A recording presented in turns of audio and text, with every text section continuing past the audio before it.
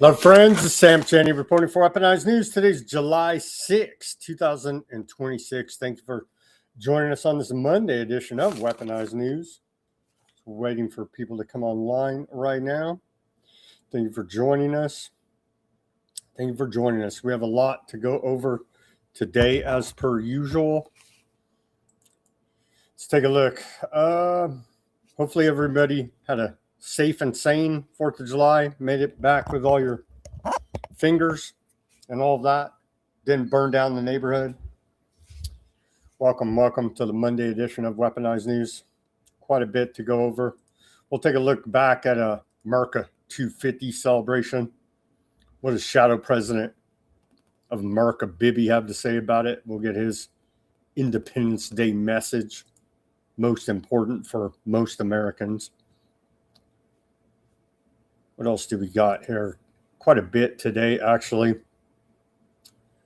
little bit more from America, from Trump on Iran war. They're having a giant mourning period there in Tehran. Millions in the streets, flying the red flag of vengeance. Take a look at all of this as it is and continues to transpire. We will take a look at the battle against surveillance centers here in America. Sun Valley 2026 guest list is out. Take a look at big tech bros saving the world, attending that elitist meeting. They're spying, somebody allegedly is spying on Klaus Schwab. Take a look at those reports. What else? We got a little bit more Epstein reporting today, as per usual. We have a whole lot of economic reporting. We've got this petition by Jim Lee and others fighting against geoengineering. Petition for rulemaking, aviation aerosol emissions. We'll take a hard look at that. A bunch of other public health news. We have some fluoride news. We have Bobby Kennedy Jr. again, showing you it's all professional wrestling, so with literal professional wrestlers. Whole lot of economic news. A bunch of geopolitical news. Russia, Ukraine, bombing the hell out of each other. Quite horrific. And there's a big NATO meeting going on right now. I don't know if we had much to cover of that. We'll be covering that all this week. And they're leveling Gaza and Lebanon. Same continued story. We got the ins and outs of all of that. The genocides, massacres, and ethnic cleansing continue. We'll cover all the horrific details on those fronts for you today. I see some people coming on the line here. Shout out to Karen on the Rumble. Shout out to Def on the YouTube. Mac. All right, let's get to all the news. We have a lot to cover today. Oh, and rigging the World Cup. Looks like Howard Lutnick and Trump are rigging the World Cup. Cover that as well. All right, let's get to this day in history. On this day of July 6th, we go back to the year 1189. Richard the Lionheart is crowned King of England upon the death of King Henry II. 1348, on this day, the papal bull of Pope Clemente IV issued during the Black Death states that aardvarks are not to blame and encourages their protection. 1415, on this day, Bohemian religious reformer Jan Hus is burned at the stake in Constance, Germany. 1776, on this day, the American Declaration of Independence is announced on the front page of the Pennsylvania Evening Gazette.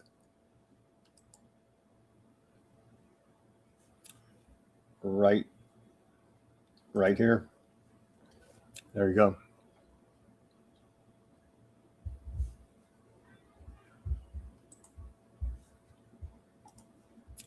On this day in 1885, William T. Stead's The Maiden Tribute of Modern Babylon is first published. Describes how he was able to buy a 13-year-old girl in the Pall Mall Gazette. What has much changed? What has much changed? Not much. They have, I guess they've upgraded the technology on the trafficking here now, and they put out Sears-like catalogs, and you go on these different internet sites selling toys and furniture.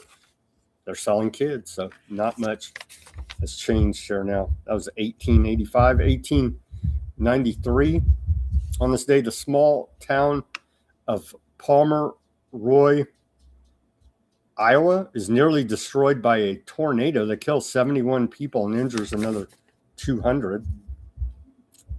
1919, on this day, Institute for Sexual Science opened in Berlin by physician Magnus Hirschfeld to establish study of sexual science. And on this day in 1923, the Soviet Union is founded. The Central Executive Committee accepts the Treaty of Union signed in Moscow in December 1922, and the Russian Empire becomes the Union of Soviet Socialist Republics. On this day, 1923, 1939, on this day, Nazi Germans close last aardvark enterprises. 1970, on this day, California passes the first no-fault divorce law in the United States. And on this day in 2020, we're told by the United Nations, zoonotic diseases, which jump from animals to humans, are increasing due to unsustainable farming and climate change, according to the United Nations.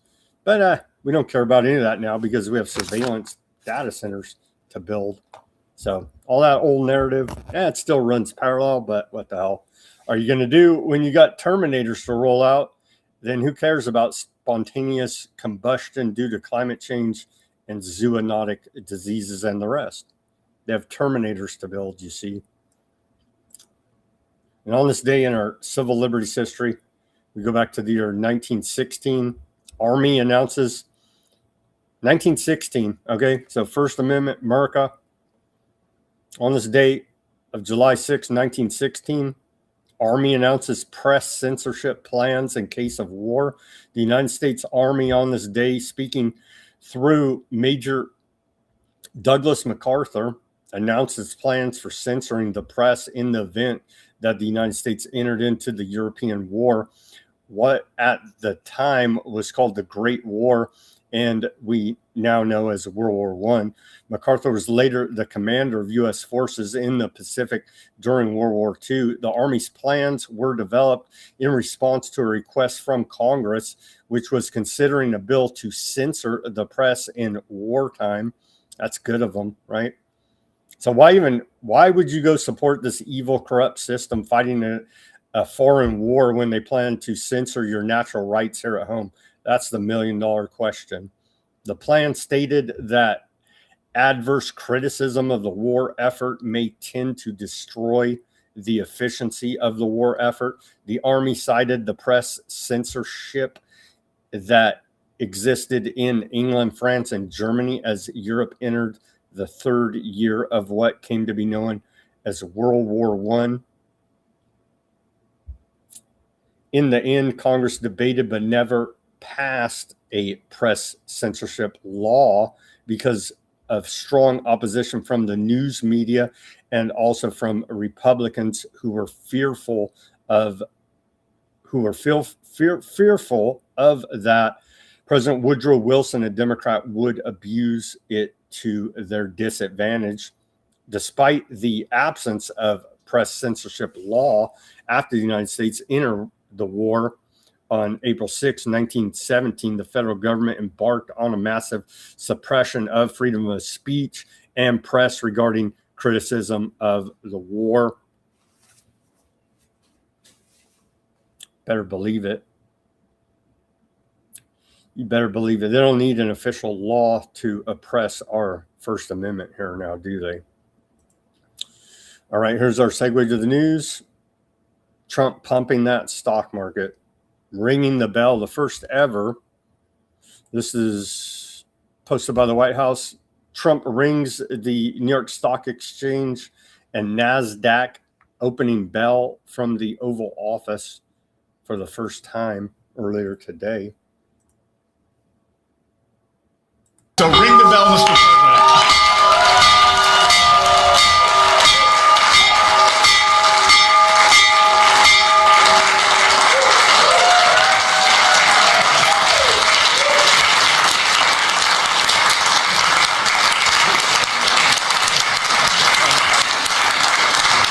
You got Michael Dell's weird Stepford-looking wife there. Is she a robot drone clone?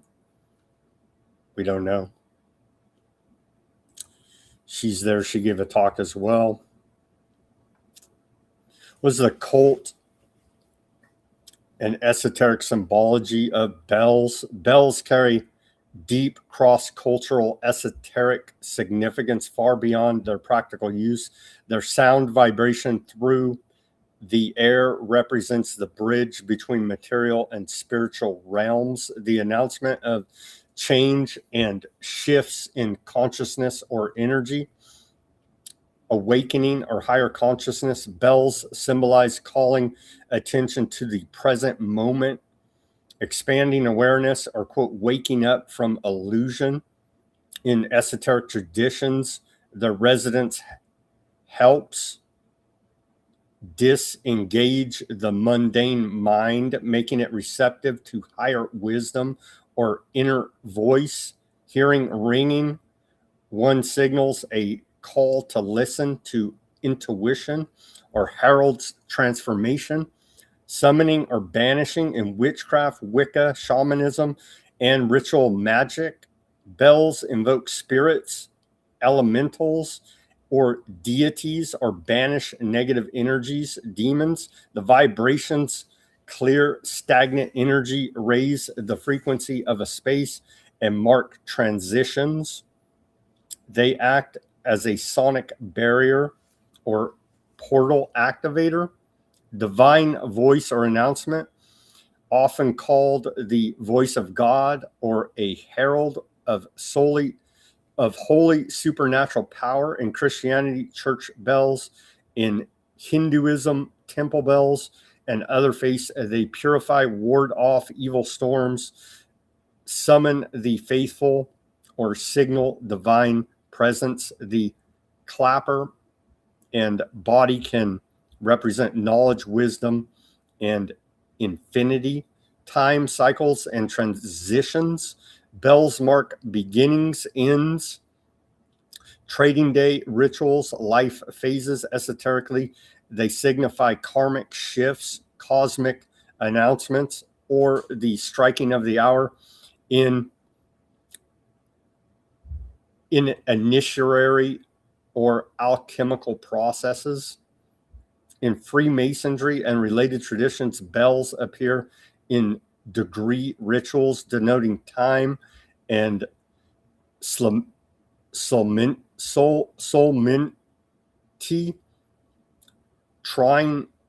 tying into themes of moral awakening and symbolic labor. There's a lot going on there. They're selling the Trump accounts today is a big part of this, pumping the rigged up stock market for the youth of America. Here's a big Merca 250 in DC fireworks display. And we'll get to some of the health consequences.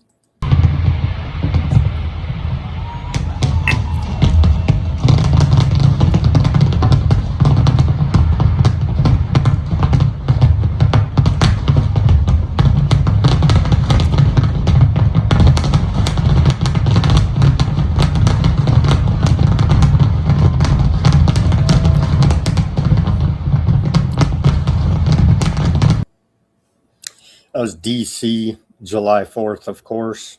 Here's some of the health consequences. We're going to come back to this guy, Brian Johnson. He has an autoimmune disease. His stomach is eating itself. We'll come back to him, but he does make a good post here. This is the guy, the transhumanist guy. He's trying to live forever, life extension technology.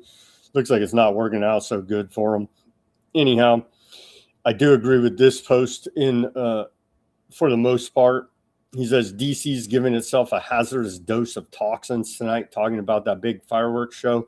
Largest fireworks display in U.S. history, dropping 9 metric tons of toxic chemicals on the city.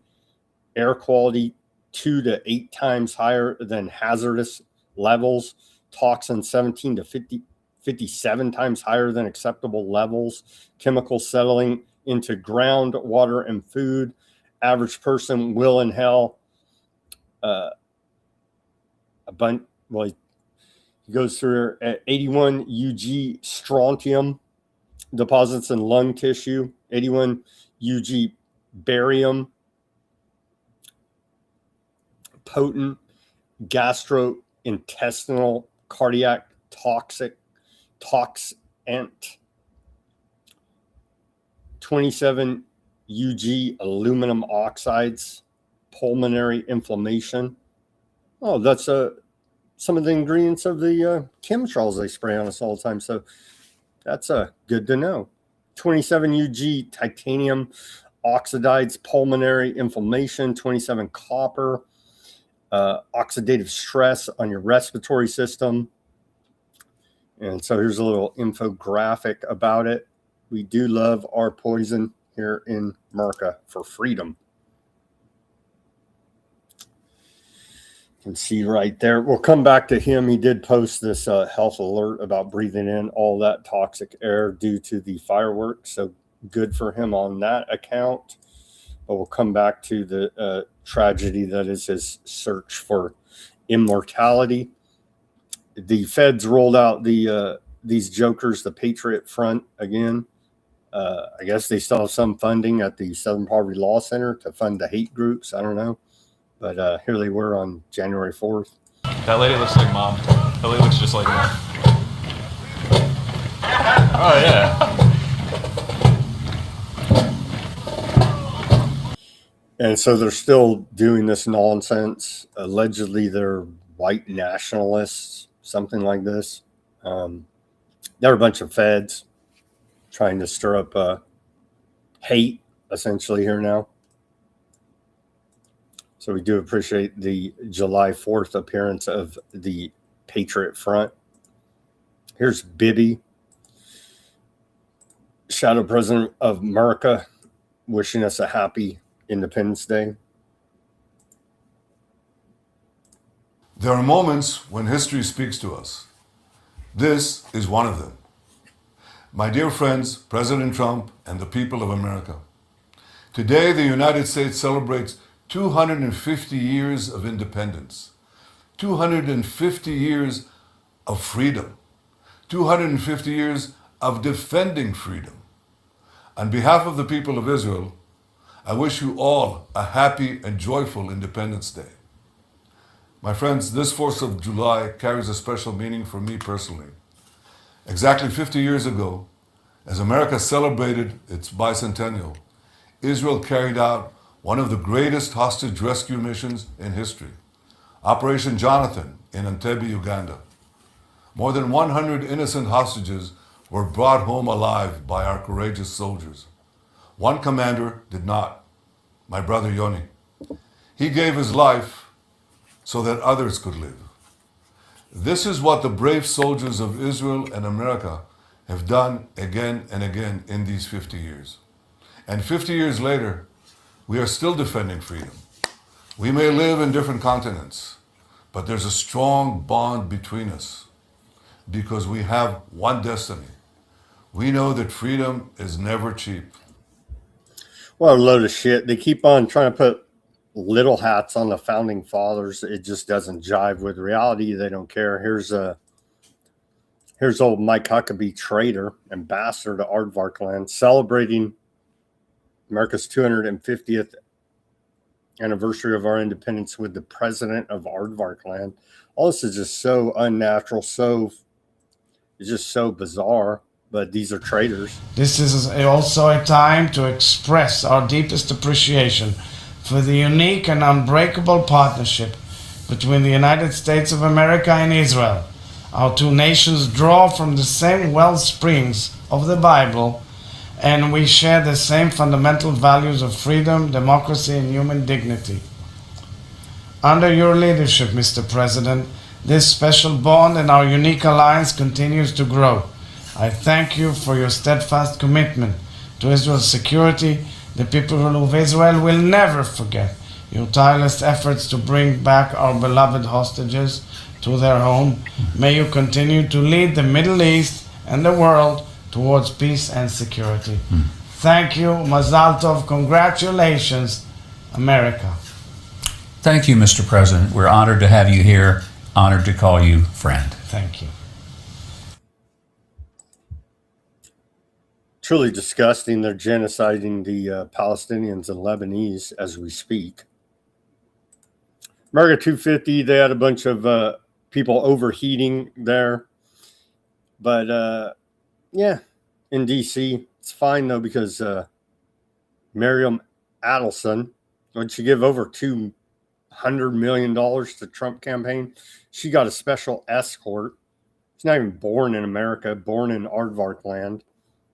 So this is America, corrupt as the day is long there, as Americans born in this country are having problems with the heat, but she's has a special VIP escort here.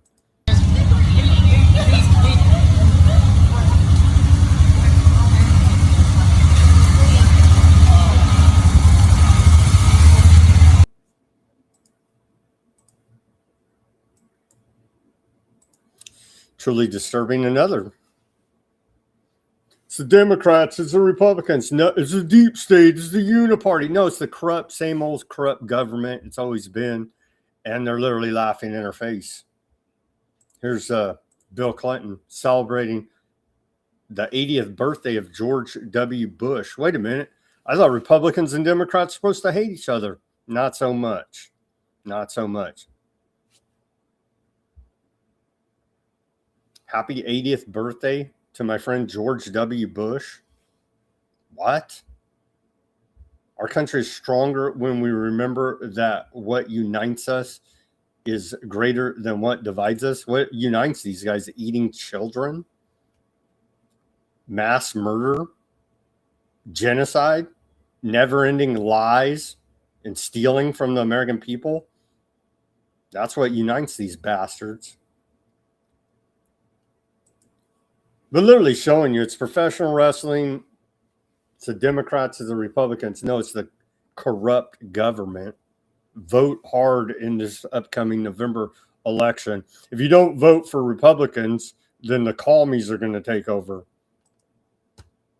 That's literally all the Republicans have to run on at this point is we're better than communists. Are they really? Are they?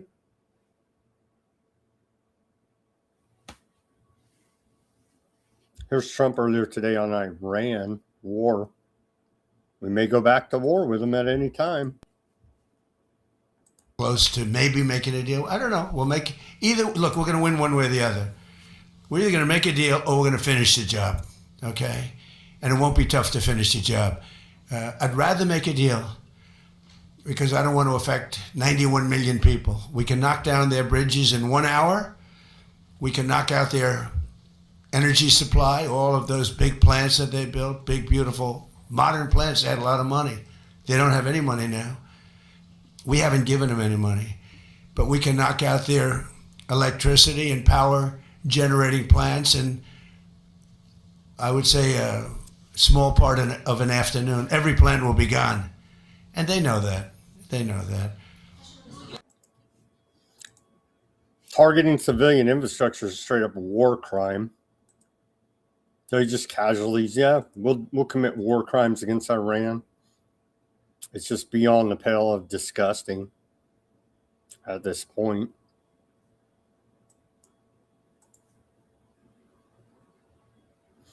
Out of Iran today, ZBS News tells us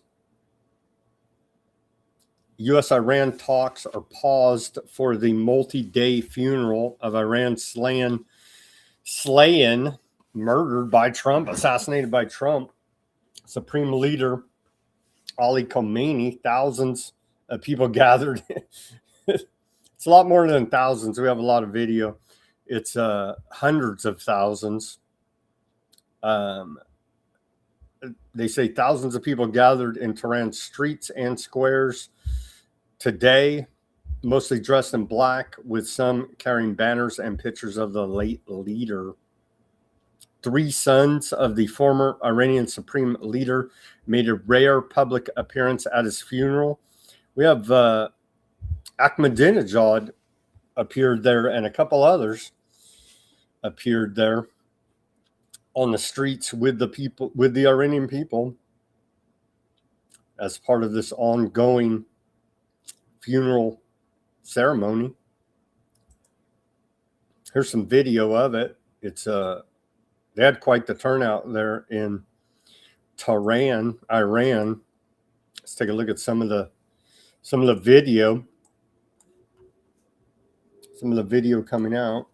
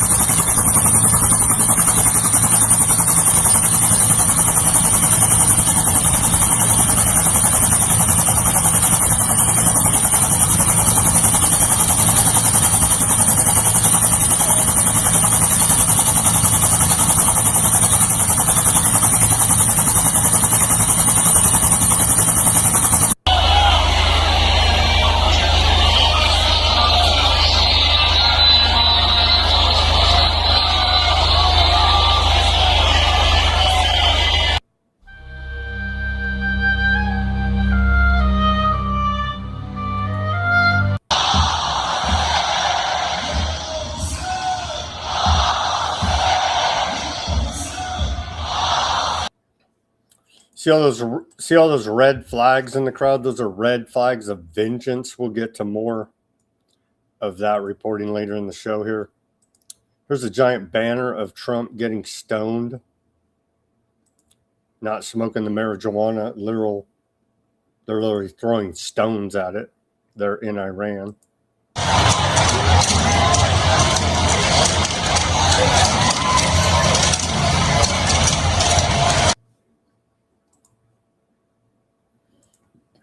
Yeah, Iran's still pretty pissed off, I'd have to say.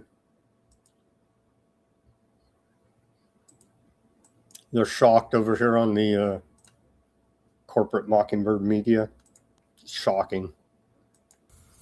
That and the fact that they have the world's media, they're covering it on the ground. And, you know, we've talked about this before on your show. The Iranian regime is very well versed in using the foreign media for its propaganda purposes. I mean, we need to remember that this man that people are mourning is also responsible for tens of thousands, the deaths of tens of thousands of people.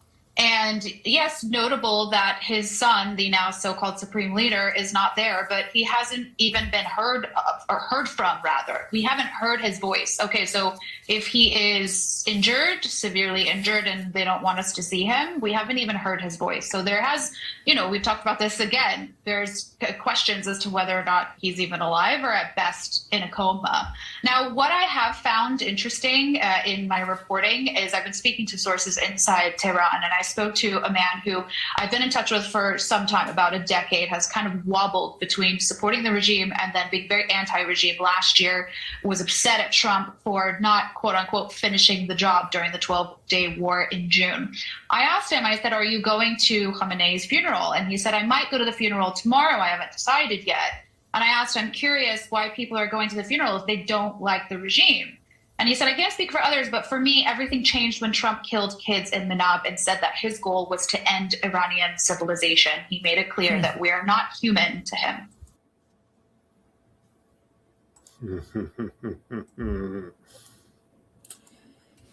Very bad miscalculation by the Trump administration, taking information from Bibi there. I guess the border's closed. One good thing out of the Trump administration. But again, they've militarized the border. And we see today the Federal Reserve is scapegoating illegal aliens. We'll get to that report. Biden border. And still no one in the Biden administration, no NGOs, nonprofits, government, no one of any position, of any significance has gotten in trouble or will get in trouble for the millions upon millions of illegals they let come across our open borders. But we can get a giant surveillance police state here now to try to sort out all of these illegals to oppress the American people. And they're still busting people at the reflecting pool there. Latest law enforcement numbers from the reflecting pool: 7 arrests, 7 additional people issued federal citations, 19 incidences reported. What a friggin' disaster. With a essentially martial law at the reflecting pool, with fences, armed guards, helicopter patrols. What a great use of resources. Well, maybe one thing here in America can still bring us all together. The whole system, all it does 24/7, divide us up over race, religion, sex, politics, you name it. Find something and to divide us up why you're different. But at the end of the day, the very large majority of us are Joe Blow Americans, and maybe even we can even get over the left-right political divide in this country to rally together in opposition of the surveillance centers. Over 500,000 Americans are now organizing against data centers. The latest data center opposition report, membership rises above 500,000 and groups surpass 400 in 40 states. I don't know about this, joining up with this group, but here they are. Probably run by the feds. I don't know. I think every big group is. Call me paranoid. Call me experienced in activism. Data center opposition grows to 500,000 plus Americans. All bunch of damn Luddite terrorists, I tell you. So maybe this is the one uniting factor. But I'm sure they'll run some political psyop, disinformation, false flag campaign to divide us back up again. Why everybody needs a brain chip. Jason Bassler out of the Free Thought Project posted, organized theft rings are now hitting AI data center supply chains, stealing copper and hardware straight off the trucks before they even reach the construction site. So maybe, I don't know, maybe our love of precious metals here in this country can save us from these surveillance centers. I don't know.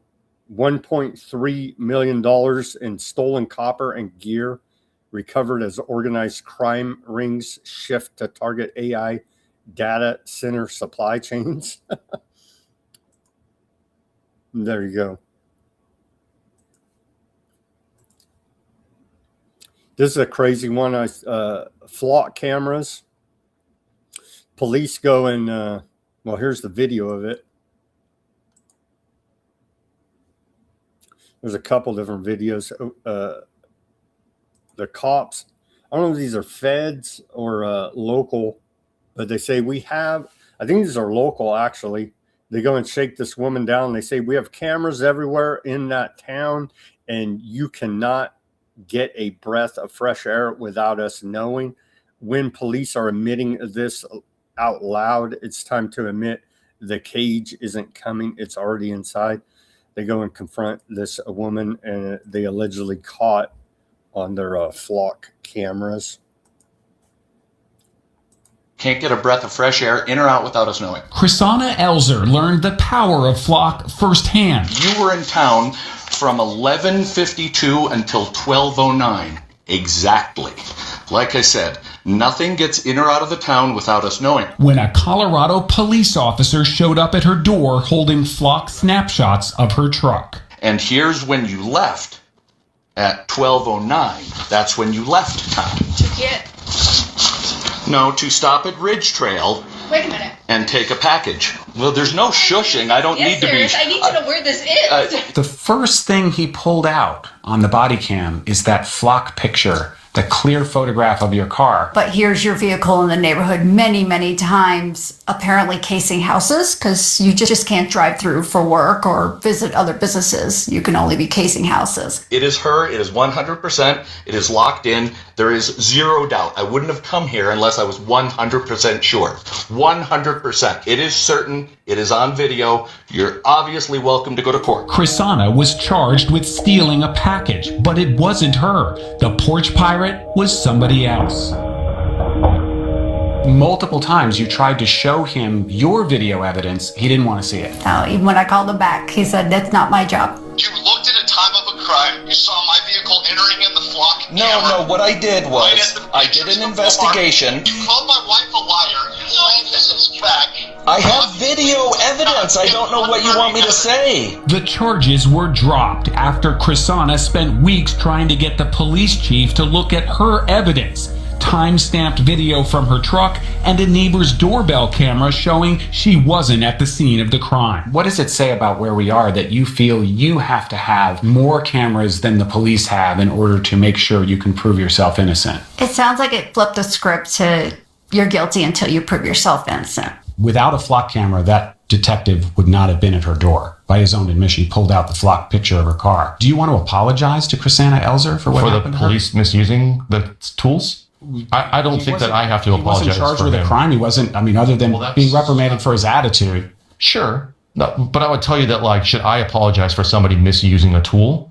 I don't think so. Flock Safety Chief Communications Officer Josh Thomas. Who's watching the watchers in these cases? Well, the city council. The city owns the data, so city council would have the appropriate responsibility in that case. Our point of view has always been that it is not Flock's job to police the way police do their work.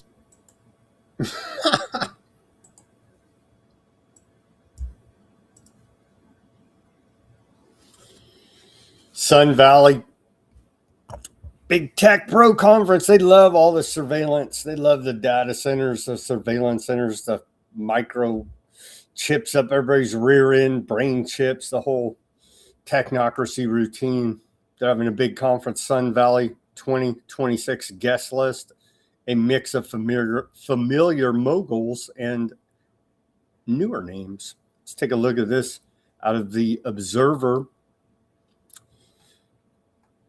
This year's Allen and Company conference in Sun Valley, Idaho, is expected to begin tomorrow, according to meeting minutes from the local Friedman Memorial Airport, which handles the stream of private jets that descend on the resort town each summer. As always, Variety has obtained the guest list. This year's roster pairs familiar power players in tech and media with a handful of notable newcomers.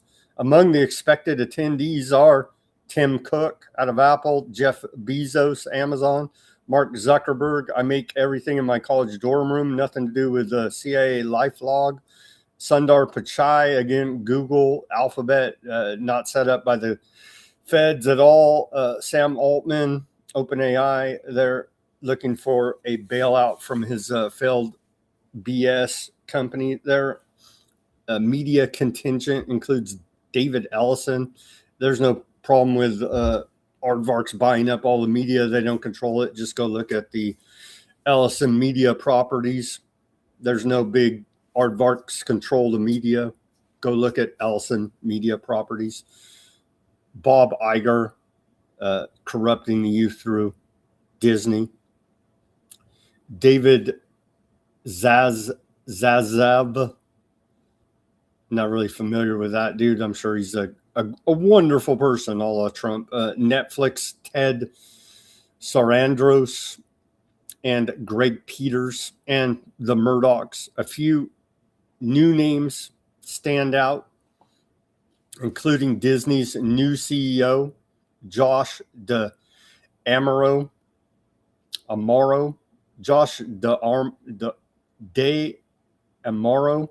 Apple's incoming new CEO, John Turnus, and ZBS's News's controversial Barry Weiss.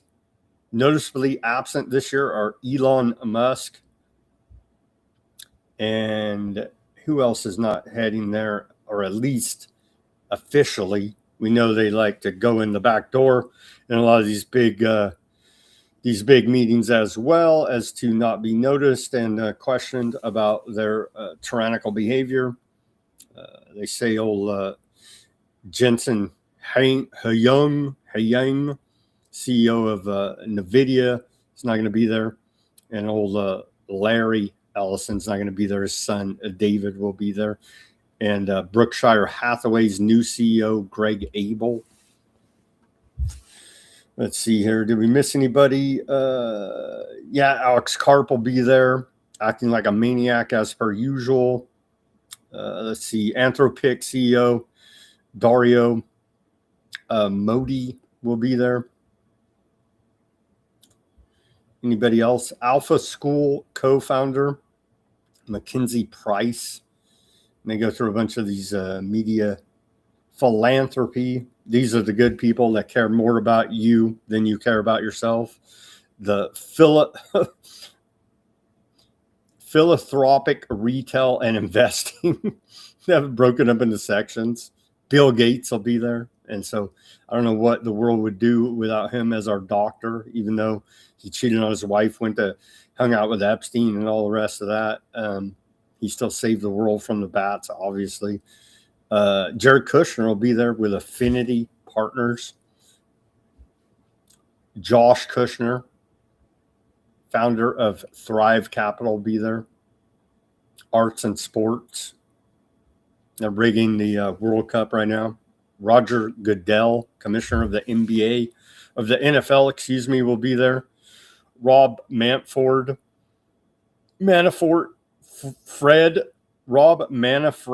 commissioner of Major League Baseball, will be there.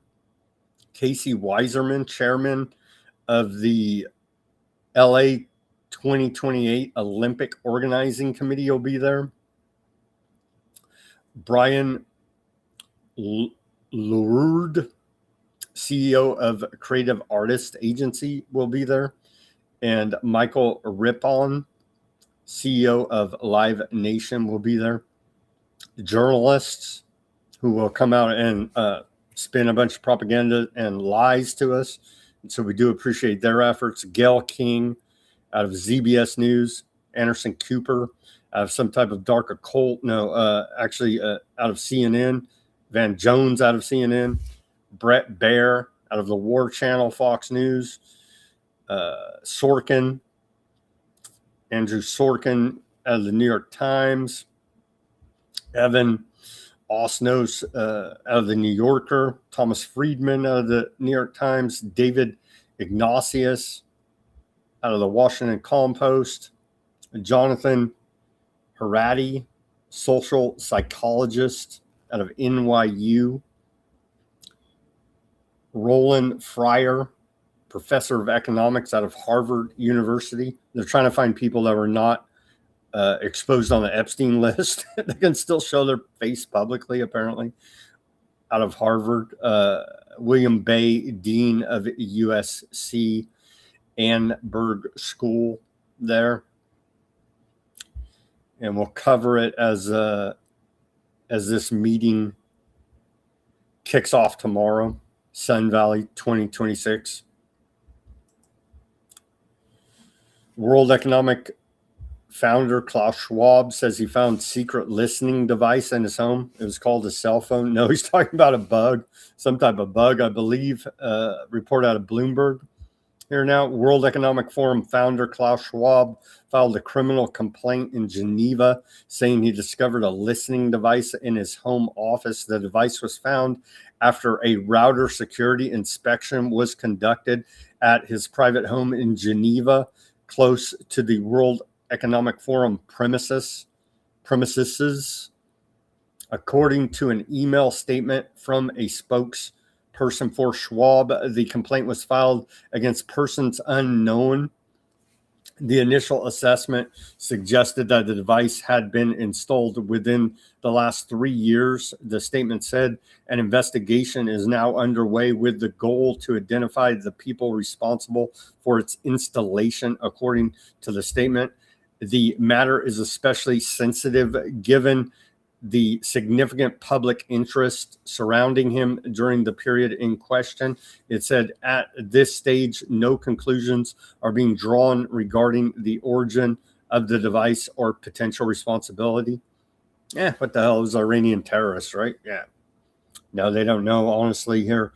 The accusation adds another twist to Klaus Schwab's high-profile departure and spat with the World Economic Forum. Schwab left the WEF amid accusations of financial misconduct and a clash with the remaining leadership.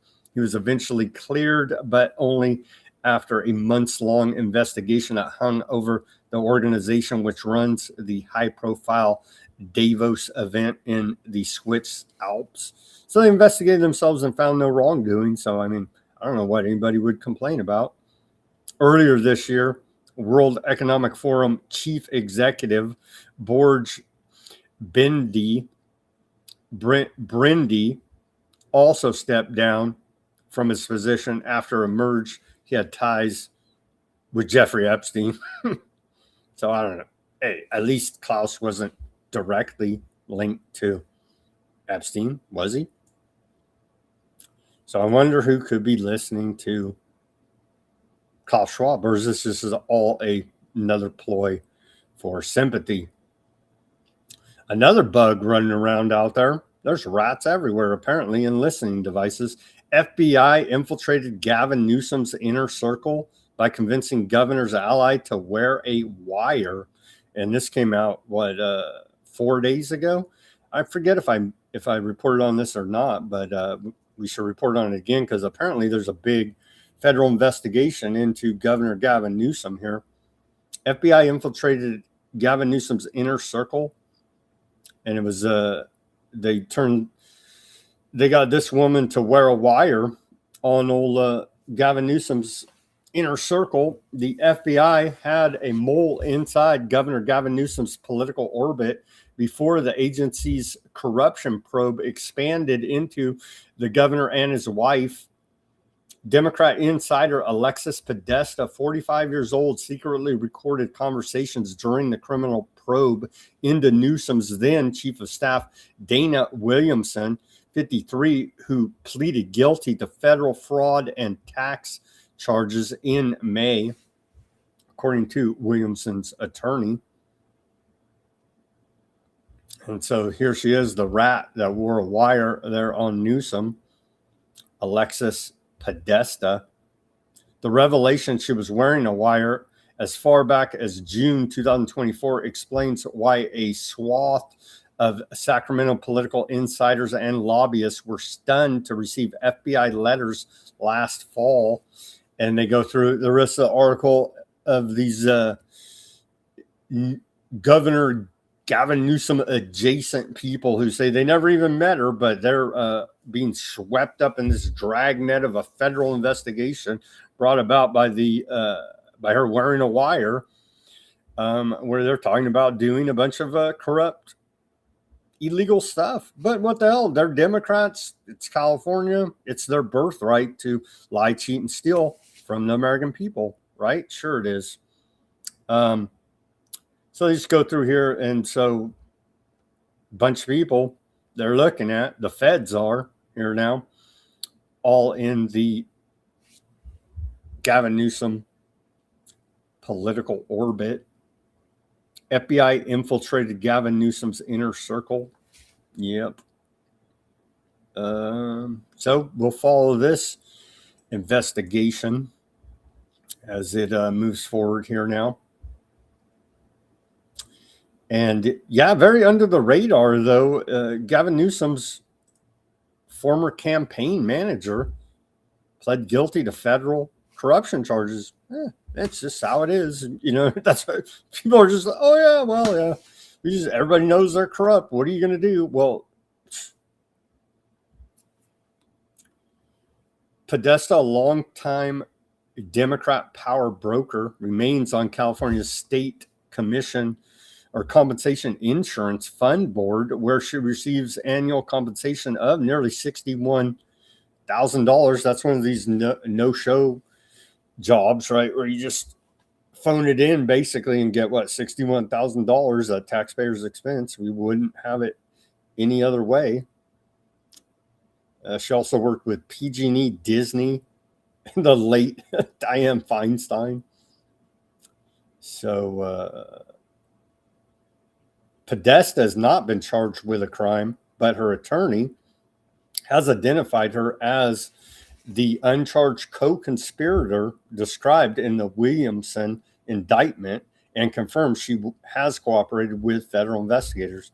So they said, rat, wear a wire, or we're going to hit you with some charges here as well. Williamson pleaded guilty in May, that's Newsom's former campaign manager, to conspiracy to commit bank and wire fraud, filing a false tax return, and making false statements to the FBI. Federal prosecutors allege Williamson and others orchestrated a scheme to siphon roughly $225,000 from a dormant campaign account belonging to former Health and Human Services Secretary Xavier Becerra, who's now the Democrat frontrunner for state of California. Williamson disguised payments as legitimate consulting fees while routing the money to benefit Becerra's former chief of staff, Sean McCluskey.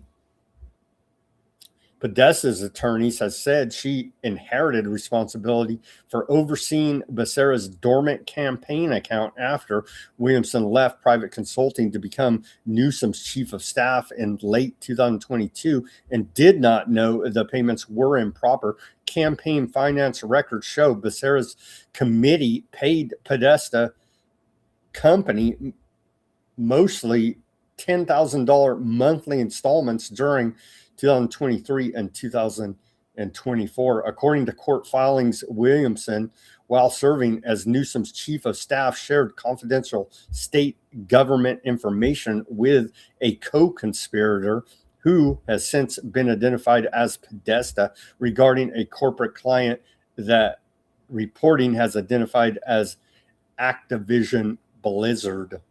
Williamson's plea agreement states that she was captured in a June 2024 wiretap strategizing with the co-conspirator on how to respond to a Public Records Act request involving the state's litigation against the company. Williamson and Podesta exchanged text messages on the issue. According to court records, Podesta has not publicly commented on the matter. A spokesperson for the U.S.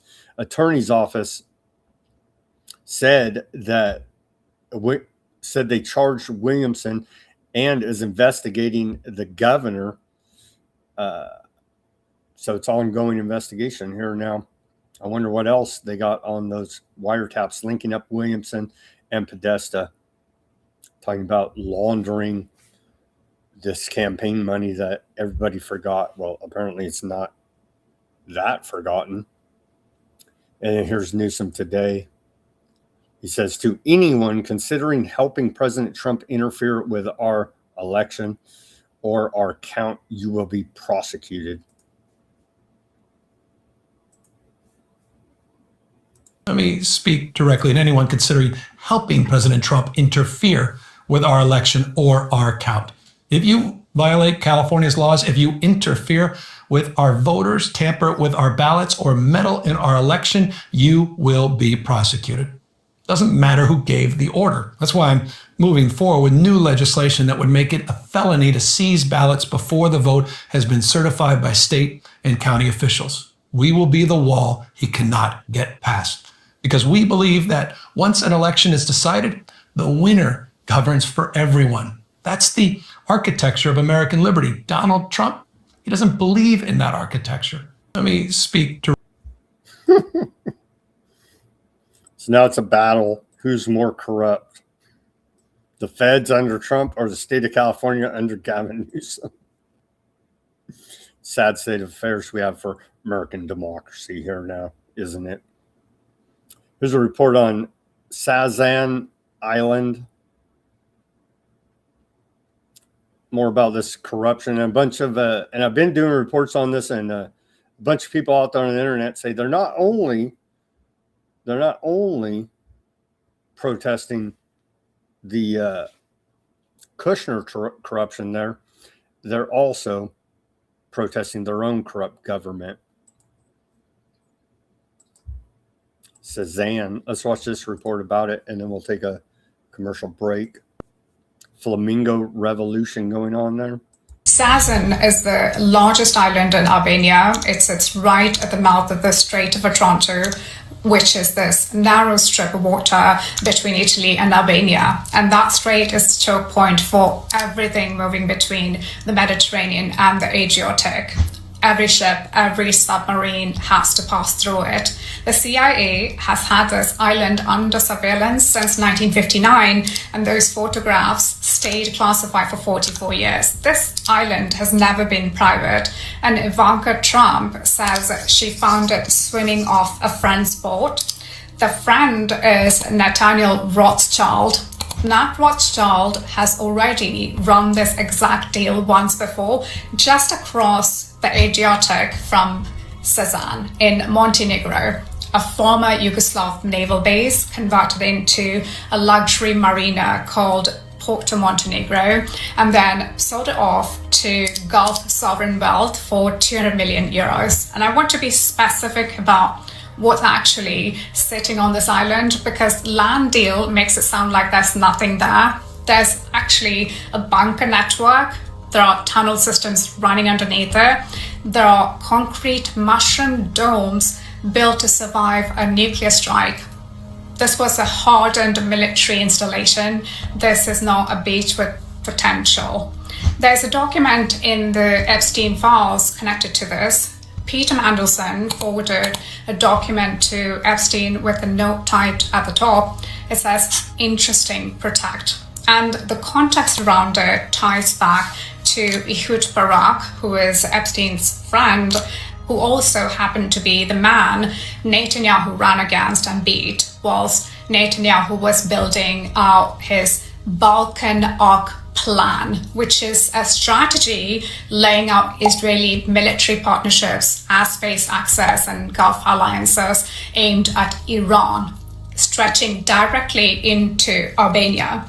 That plan dates back to 2012. What it describes is being built right now. So follow the actual ownership for a sec, because this is the part nobody's saying clearly. The same people investing in Kushner's fund are the ones holding the deeds to this island. And those same people are key pillars of the Qatari state business complex. So when people call this a real estate deal, what they actually mean is a strategic military island just changed hands into a financial structure connected to Gulf state capital with a paper trail that runs straight through Netanyahu's plan.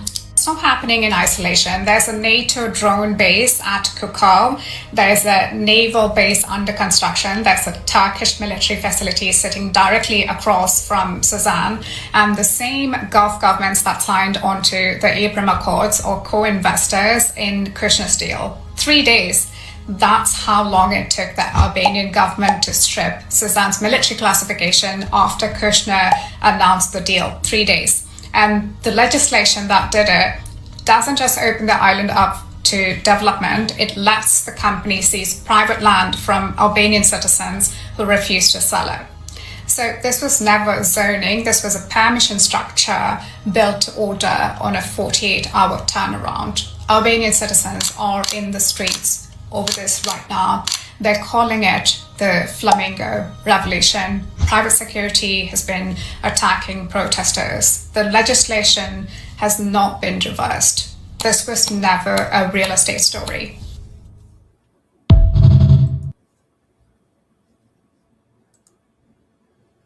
And they're reminding me again on the internet, it's also protests against the corrupt Albanian government, not just for their corrupt dealings here on the Suzanne Island with Kushner and the rest described there, the Qataris and the rest. It's also the Albanian government is thoroughly and utterly corrupt, as every government is here now. Okay, let's take our live commercial break. Shout out to Fat Bob out there. I did get your message. I didn't have time to reply, but he did patron the store and got himself a taxation is theft t-shirt over there. So we do appreciate your patronage, Fat Bob. Thank you very much. And he said it was a very good product. And so I will, I guess I'll take a look. We've had a couple patrons over the last couple of weeks there now that appreciate that shirt. So I guess I will push that shirt more. Everybody go to weaponizednews.com/shop. Get yourself a holograph sticker. I understand we're past the Pride Month, but you can still get all the colors of the rainbow there to show your support for Weaponized News. Get yourself a holograph sticker. We have the white background sticker, the clear sticker. I'm going to have to send some in the mail there, some free stickers to the patrons there as I do an inventory. Weaponizednews.com/shop. Links in the description below this video. We got the stickers, baseball caps, t-shirts, taxation theft with Uncle Sam literally doing an armed robbery on you, because that's the reality of the situation we face here now. Weaponizednews.com/shop. We take donations as well. Buy me a coffee, Bitcoin wallet address, Cash App. All the links in the description below this video. Become a paid subscriber, Weaponized News Substack. We're streaming live there now. You'll get the full show, a summary of the show, and links to almost everything we talk about for documentation, further research purposes. Become a paid subscriber at Weaponized News Substack channel. Help support independent reporting and analysis brought to you 5 days a week. Broadcasting live, 5 p.m. Pacific, 8 Eastern Time. Weaponizednews.com/shop. Weaponized News Substack. Give me the like, share, subscribe, push that notification button. All that's free. Push that like, share. Subscribe. All of that's free for you. All right. Thank you for your attention to that matter. Our commercial break is over. Welcome back to the second half of Weaponized News on this Monday, July 6th, 2026. It is 6/7, as the kids say, right? 6/7 or 7/6. Feels like some type of cult rituals probably going on somewhere.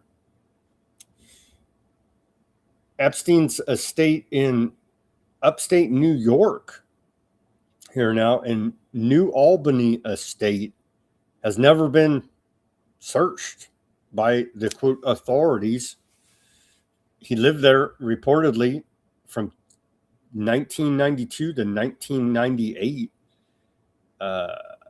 Is a Les Wexner property, but in large part, as we continue to report, Epstein controlled much of Les Wexner's empire there. And so this unassuming brick home, who knows what the horrors are in there. Thankfully, it was never investigated by the FBI.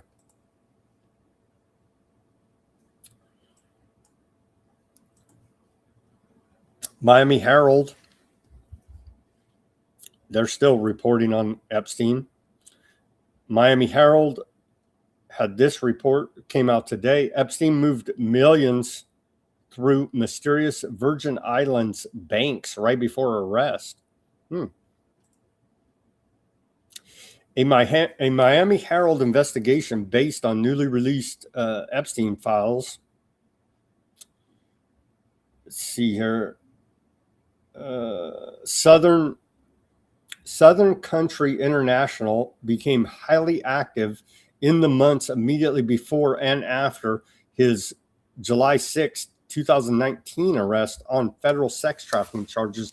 The bank, which had been largely dormant for years, despite being licensed in 2014, processed over $20 million in transactions from April to early July 2019, followed by an additional $25 million after Epstein's death on August 10th, 2019. The bank was structured as an international banking entity under USVI rules, designated to attract foreign investment with tax incentives, but with minimal oversight and restrictions against serving local clients. Epstein obtained the license with apparent preferential treatment, including waivers and connections to local officials.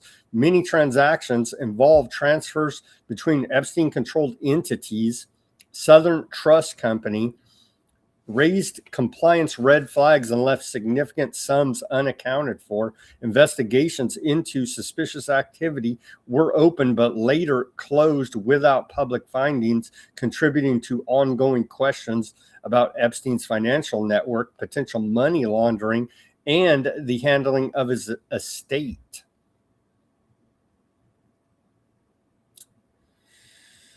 So, big report about the mystery bank there in the U.S. Virgin Islands that looks like Epstein was tipped off that the heat was coming. Well, I'm sure he probably knew the heat was on him, and it's time to move around some money and hide it from the investigators, whatever they may be here now. And it looks like that's exactly what was going on with probes into money laundering there as well. And they go through here and they mention the big banks, Deutsche Bank as well. Big article out of Miami Herald. I'll post a link on Weaponized News Substack for all the more details you want about that. A federal judge ordered the Justice Department to release the unredacted Epstein files July 2nd. Todd Blanche, acting director of the Department of Justice, is refusing to comply with the law. And the most recent ruling on appeal, Judge Emmett Sullivan ruled Blanche conceded the case by never arguing the merits, then denied a delay on a 60-day appeal request. So as we sit right now, law and order, America, nobody's above the law. The Department of Justice is actively covering up the Epstein files. They've doxed victims. Now they're violating the law. They are the criminals.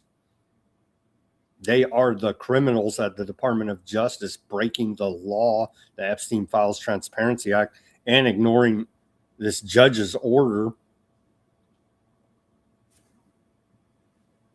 That's where we're at here in America. The DOJ, nobody's above the law. They do whatever they want and laugh in your face. And if you question too much, men with big guns will be kicking in your door. America, justice, 4th of July, all that bullshit. As the Department of Justice continues the Epstein files cover up. All right, on to some good positive news here. We're getting some action. Before we get to that, ARPA-H, they put out this 250 years, countless scientific breakthroughs. And let's never forget, there's a bunch of breakthrough technologies all over the place that the government seizes puts on a shelf because they may disrupt the corrupt monopolistic status quo. So let's never forget that. We could be, and we actually should be, in a whole different world, but you got the tech bros and the intelligence agencies got to control everything. If not, we would be living in the age of abundance, Jetsons style future. But no, we can't have nice things because these corrupt assholes have to go about their building their scientific dictatorship and going about their eugenics, transhumanist, Malthusian depopulation agenda. But if it wasn't for that, we would have nice things. Here's ARPA H. For 250 years, America has taken on challenges that others thought were impossible. That same spirit lives on at ARPA H as we accelerate the future of health. ARPA H, delivering health breakthroughs in years, not decades. Everything's warp speed, hyper scaled. It's all bullshit. You need long-term data to even understand a lot of the science. There's like warp speed, everything, inject it right in your neck. Yeah. It's like, wow. Okay, you're retarded. Some good news here now. The fight against geoengineering has missed the target. Jim Lee of Climate Viewer posts, so we took it to the EPA. A landmark petition for rulemaking is now on the federal record. Here's what it says, why it matters, and what you can do in the next 5 minutes. Let's watch this video from Jim Lee and his crew there that have put this petition for rulemaking on the federal record.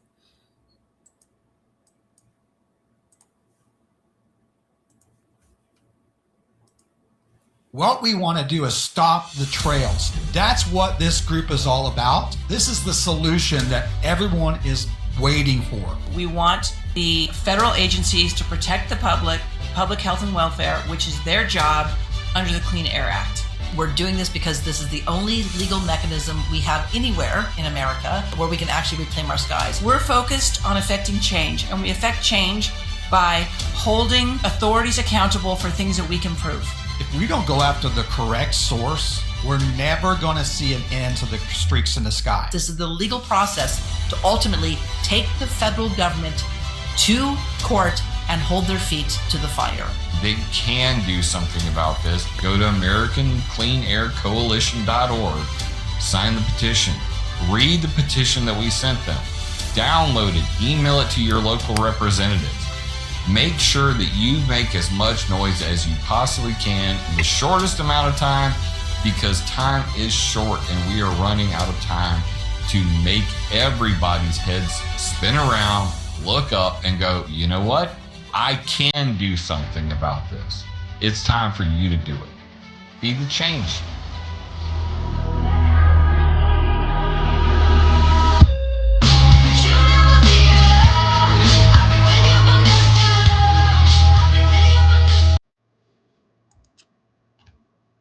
Yeah, I understand. I'm highly cynical here, but I think I will be doing this. I've been trying for years and years and years. I went to the Air Resources Control Board here. I will be filling out this petition and sending it to my local joker government and see what happens. We'll at least put it on the record. I went to the Air Resources Control Board. They pulled the fire alarm on me, and the Highway Patrol came. And they finally admitted that they have no jurisdiction and can't do anything about the chemtrail spraying after all of the insanity that they did at their Air Resources Control Board meeting. And so I will be posting all of this. The petition, here's the petition right here. Petition for rulemaking, aviation aerosol emissions, aviation induced cloudiness, and the endangerment of public health and welfare. So, yeah, I'll post all of this at Weaponized News Substack. Everybody should go take take a look at this, making moves against the geoengineers and calling them out and putting it on the record. Putting it on the record here now. And so this is something that we can and should do, and I will be doing it. More on public health here now. No safe fluoride level determined for pregnant women or infants. Fluoride Action Network posts this. At least 18 new North American peer-reviewed studies, reviews, and academic papers have linked fluoride exposure during pregnancy or through formula prepared with fluorinated water at the same concentrations in Windsor's water supply with adverse effects on children's neurodevelopment. The precautionary principle suggests that fluoride should be treated with the same caution applied to alcohol during pregnancy. As long as no safe level has been established, pregnant women and parents or caregivers preparing infant formula should be advised to avoid fluoride exposure altogether. Indeed, filter your water.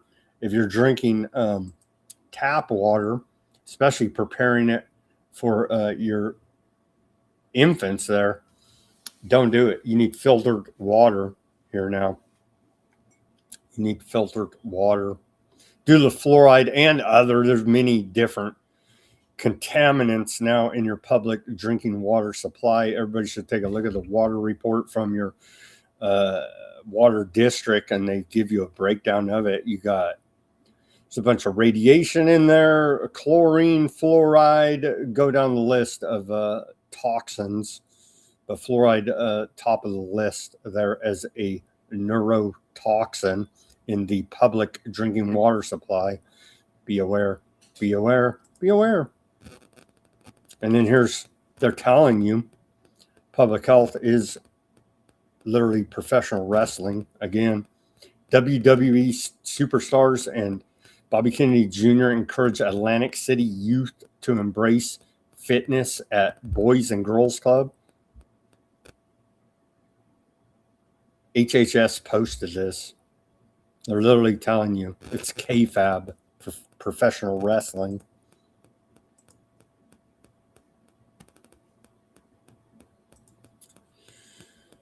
Biohacker Brian Johnson, and I don't think he's wrong about the air pollution caused by the and the other pollution caused by the fireworks show there. But sadly enough, biohacker Brian Johnson reveals shocking health diagnosis about incurable autoimmune disease. Miracles, just saying, they leave miracles out, and miracles are known, right? They're known to cause autoimmune issues, and I'll just leave it at that. But this dude, right? I don't know if you guys seen this guy. He's a biohacker. He's going to live forever. Turns out he has autoimmune gastritis. Very sad. His stomach is eating itself. He's reporting here now. Miracles. Should have maybe laid off some of all that juice. But what about this guy? He was at the steroid Olympics. I remember that, quite ridiculously enough. Everything that made Brian Johnson famous has now he has now quietly stopped. Sama Hole posted on the X. Start with the young blood. That whole thing was creepy. In 2023, he had a liter of his teenage son's plasma pumped into his veins.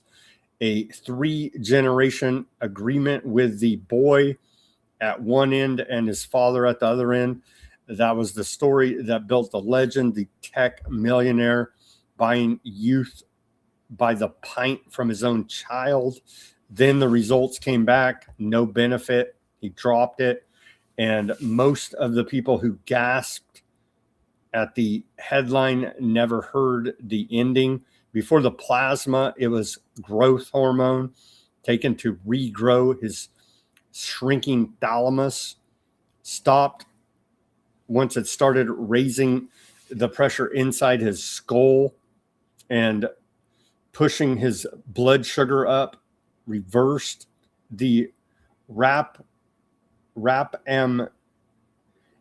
Weaponized, the pet drug of every longevity podcast going. I've never even heard of it. It's bullshit.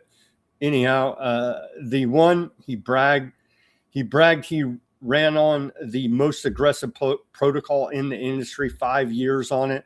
In 2024, he bented that too. He bend that too, quit doing it, right? Having decided it was doing him more harm than good. Count the pills while you're at it. He was the man who swallowed over 100 supplements a day. He is down to about 30, which is a polite way of saying more than 70 of the things he swore by turned out to be doing nothing worth keeping.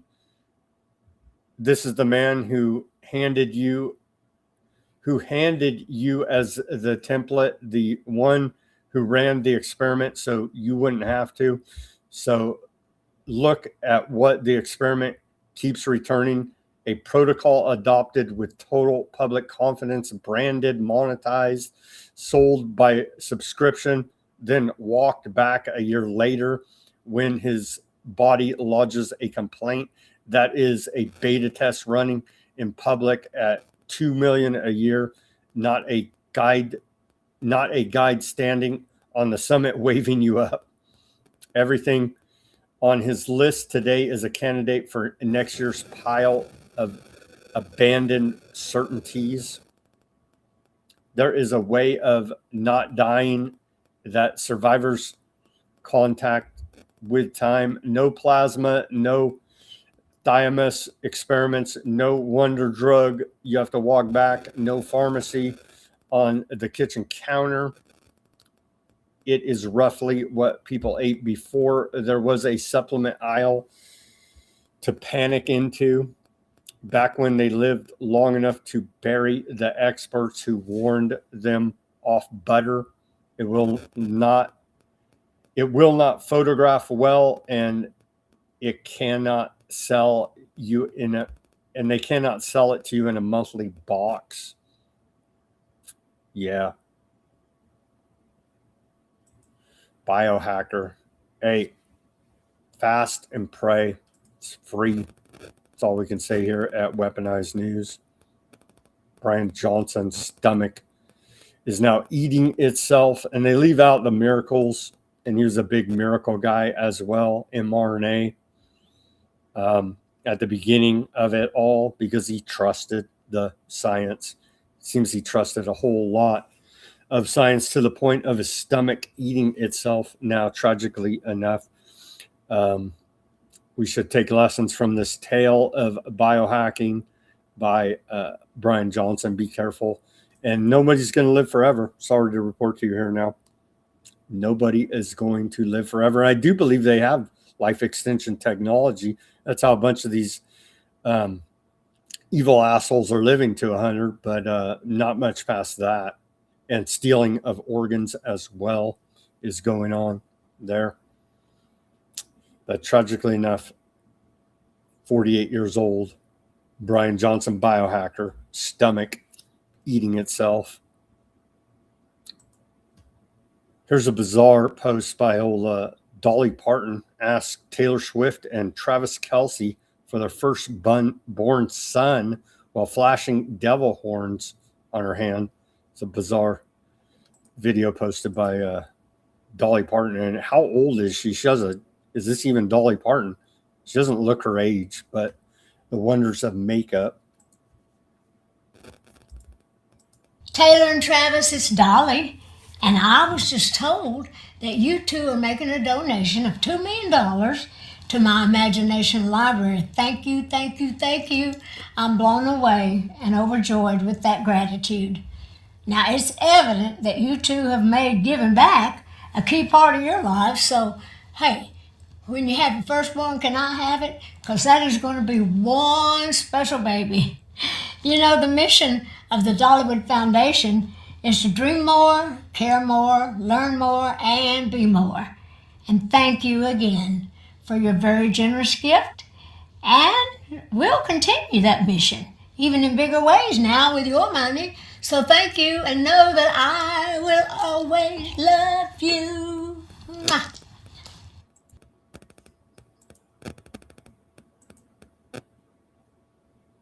Are they going to give their firstborn to the cult? They probably will.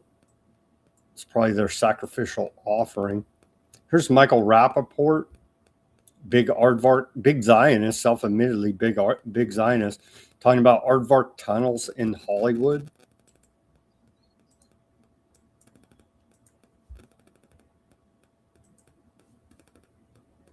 But the idea that Jews run Hollywood and that it's this sort of sick, you know, there's like this draft system, and there's this secret, and there's tunnels, and there's this codes and all this shit. It's never been proven more than in 2026 right now that that's not the case.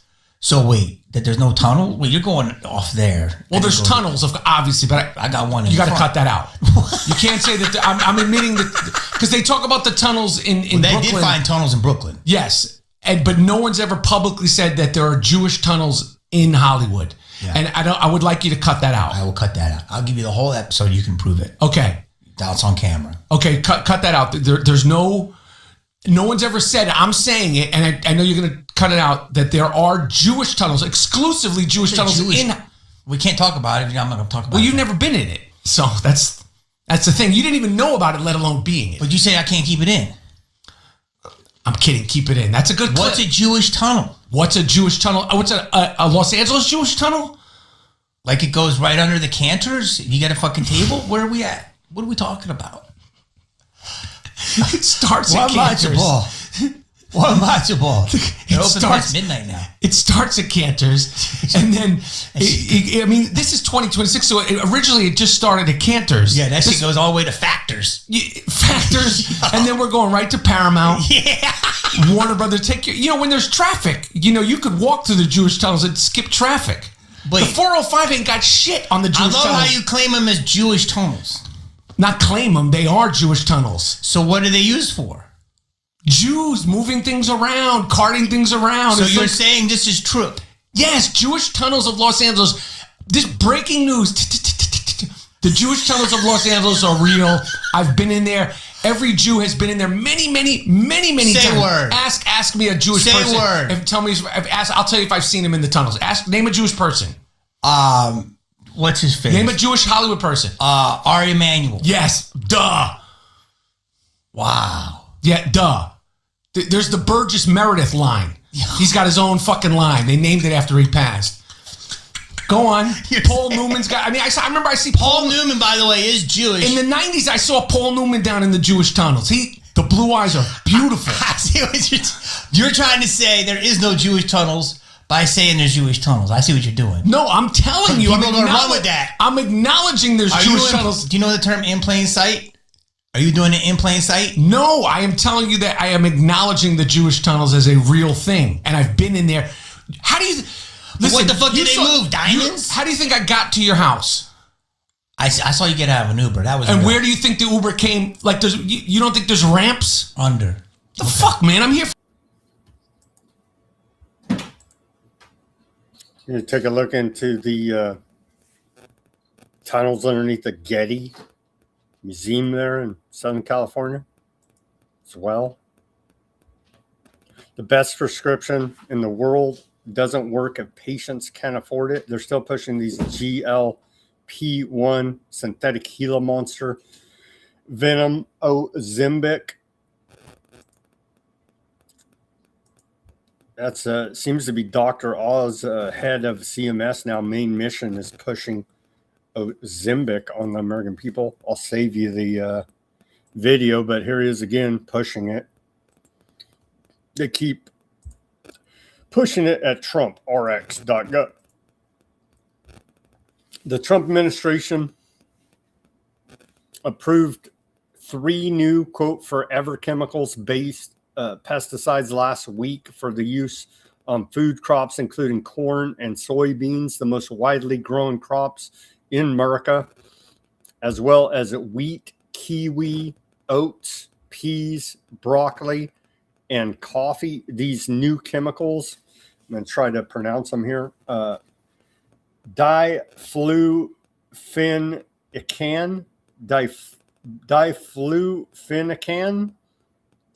epirifenacil, and trifludimoxin.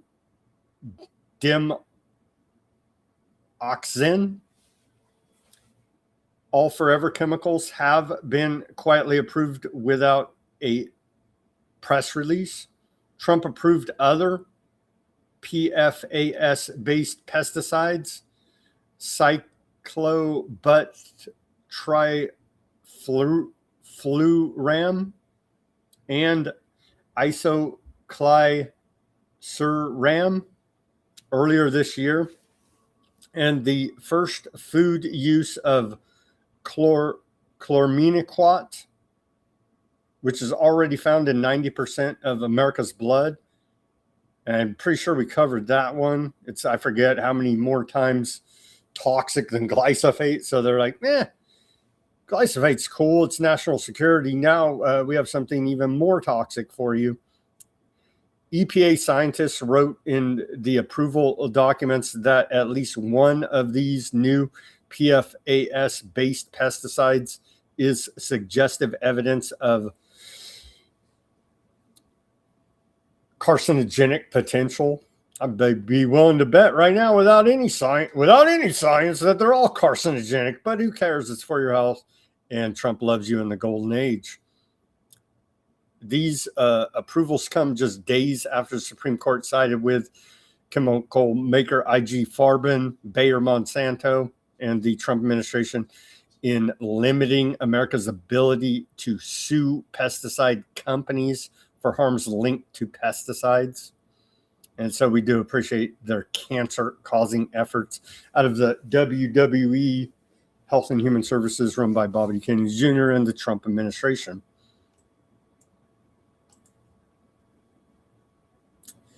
Continuing here, RFK Jr. admits wearable technology is key to responding to chronic disease epidemics and will mesh with your personal health records.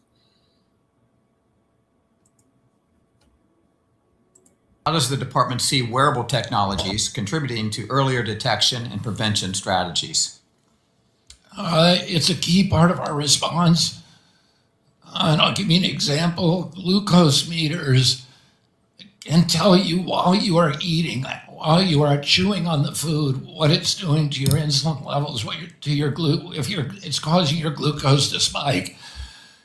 People who wear those glucose meters for even 3 or 4 weeks change their diet. It has a dramatic impact because now they know they can eat certain things. They may be buying a yogurt thinking it's healthy, and they'll see that their glucose spikes. It gives them insight into the healthcare, and it can also mesh with their personal health records. So it can help them now. There are apps that can look at their personal health records, look at the feedback from their wearable, and tell them how to shop.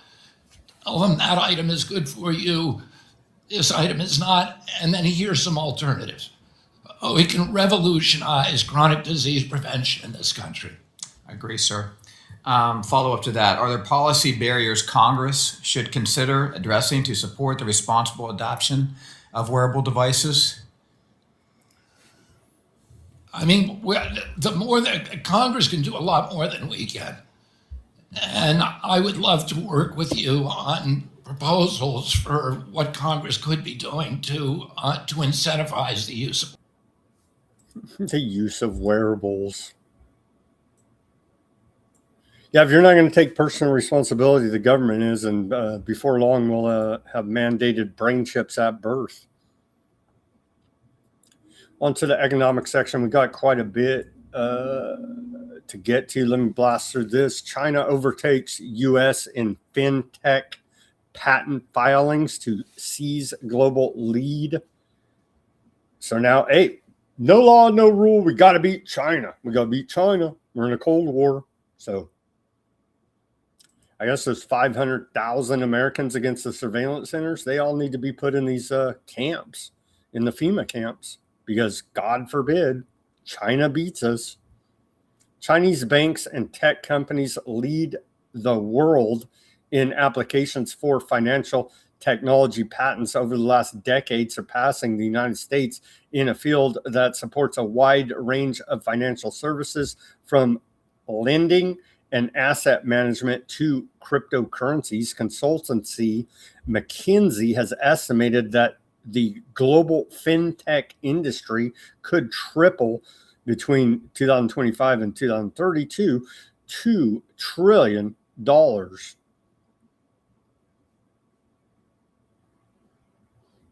Yeah, so take off all the checks and balances, safeguards, and rails in place to protect the consumer, because, oh my gosh, China's taking the lead in global fintech.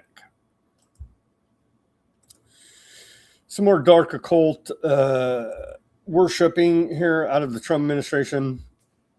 The re-gliding of the sculpture Valor is complete. The re-gliding of the sculpture Sacrifice is rapidly progressing. After Sacrifice is re-gilding work will begin on the two arts of peace sculptures, each of which is also 19 feet tall, and on top of 12.5 feet tall solid granite pedestals. These 4 sculptures have not been gilded in over half a century. 55 pounds of gold leaf is being used in this effort. The first set of photos below is of completed re-gilding of Valor, while the second set of photos below is the in-progress re-gilding of Sacrifice. You can see right there. And then Kentucky, more Talmudic symbolism from Zion Dawn. They post that in the replies. Howard Lutnick running a giant scam. Now, there's nothing he doesn't see that he doesn't want to rig. And so now, in efforts to rig the World Cup, posted this yesterday, Trump card. And this was a giant scam, a racket. I think they said they had one person. I forget the exact numbers. Nobody's paying $5 million for U.S. citizenship as proposed by Lutnick and Trump here now. It's just another pay for play inside payoff scheme there. But he did post this, and it's in regards to the World Cup. We'll get to that in a second here now. History made for the first time ever. The opening bell rings in the Oval Office. Again, we went over some of the occult, esoteric meaning and symbolism behind this. Another scheme, scam, fraud, Ponzi scheme, trumpaccounts.gov today. They had a big event at the White House. Trump holds an entire event celebrating the official launch of Trump accounts, a groundbreaking way for every American child to build generational wealth.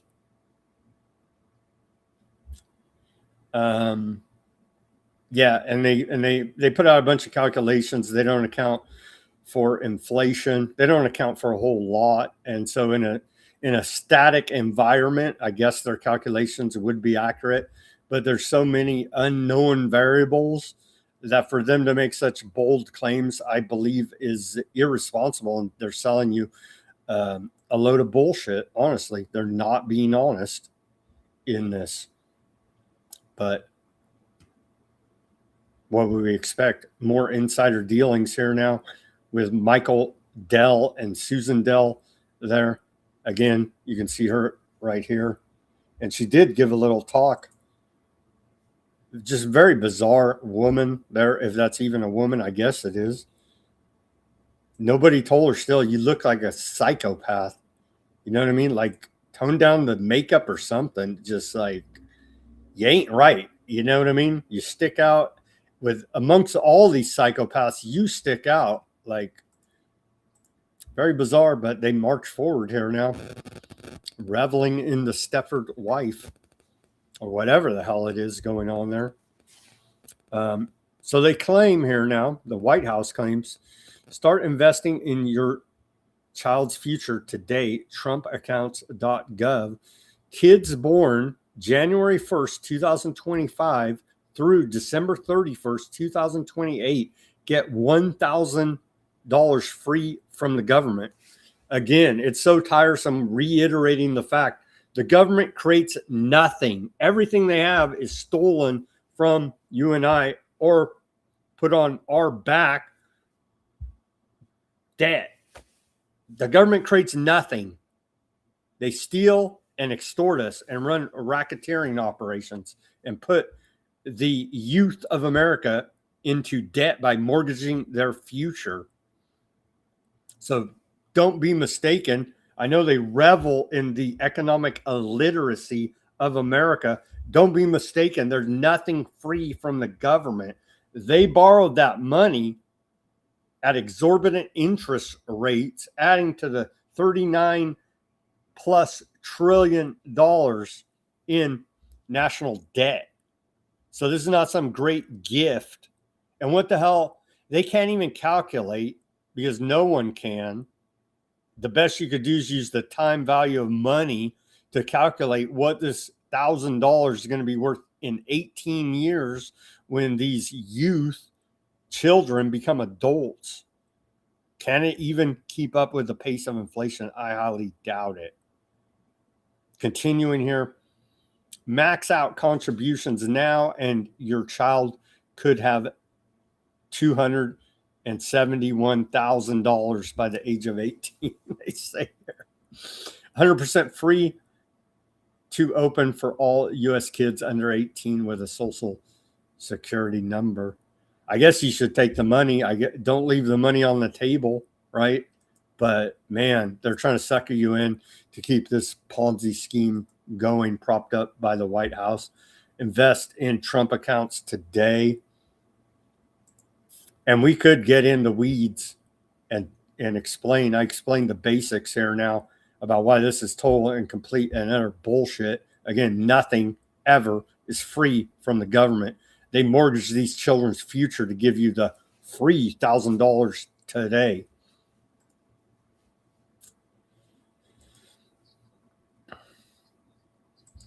Here's Dell, Michael Dell.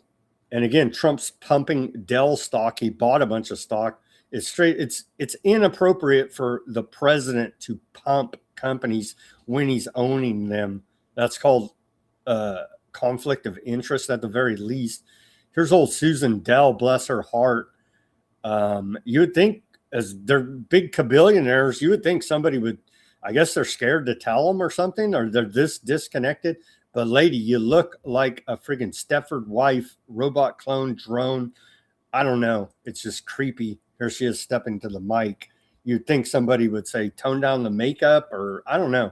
But your public appearance here now is just not attractive to investors, let's say, at least myself as a potential investor. Thank you. Susan.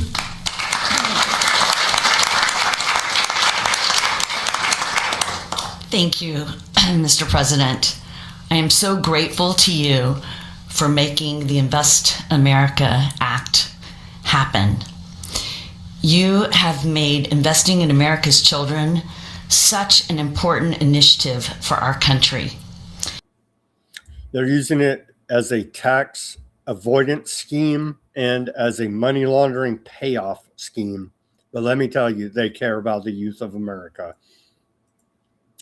What a load of BS. Earlier this year, Trump purchased more than $1 million in Dell stock. I don't know how this can not be a conflict of interest. Trump said today, go out and buy a Dell computer. Here's that clip. And millions more will be getting additional contributions from generous donors like, as I mentioned, Michael and Susan Dell. They are truly incredible people. Go out and buy a Dell computer. He's not doing it for that. He's doing it as a tax avoidance scheme and payoffs to the Trump administration. The American dream belongs to every child. And today we're equipping the next generation with the right to claim the rightful share of it. The White House posted 39 trillion plus in debt, bro.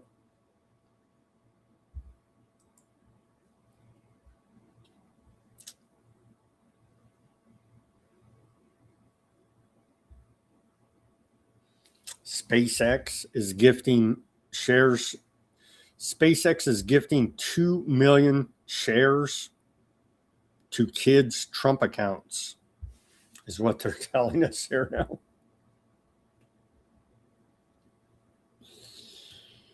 Nicki Minaj. This is how you know it's all fake bullshit. They're rolling out the rappers to sell this. The Barb's knows Nicki Minaj, trumpaccounts.gov. She's out there selling. Be part of the Ponzi scheme there. And when Trump says Nicki Minaj is hot. So they're pumping all that. 7 years from now, more or less, the Social Security system will go bust. This isn't enough. There isn't enough coming in from people still working to cover the benefits going to people who are retired. That's Forbes magazine. And then PBS says American Social Security benefits. You love their wording, benefits. We paid in it as our whole working life. How's that a benefit? Anyhow, America's Social Security benefits will have to be cut by roughly a quarter in 6 years due to depleted funds, according to a June 9 report from Social Security Board of Trustees. That's months sooner than the group had estimated just last year. The timeline, we're on negative, right? So it's getting shorter here now when your money's running out. And then we had this reminder from Alan Greenspan when asked about funding Social Security. All-time classic here. And we can guarantee cash benefits as far out and at whatever size you like, but we cannot guarantee their purchasing power. Here's $1 billion, a la Zimbabwe, a la every other country that's gone through financial collapse, hyperinflation. Yeah, we can print till infinity and beyond, but it's not going to be worth anything, you see. You can have $1 trillion note from Zimbabwe that literally can't buy jack because they've debased the currency so badly. That's where we're heading. That's where we're heading here. And the bankers know it. And you just saw Greenspan. Yeah.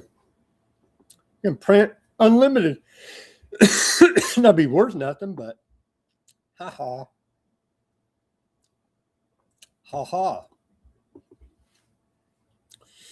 Americans are experiencing a shortage in fun as rising prices, longer lines, and limited access keep them from the activities that bring them joy. Report out of Bloomberg. Headline said,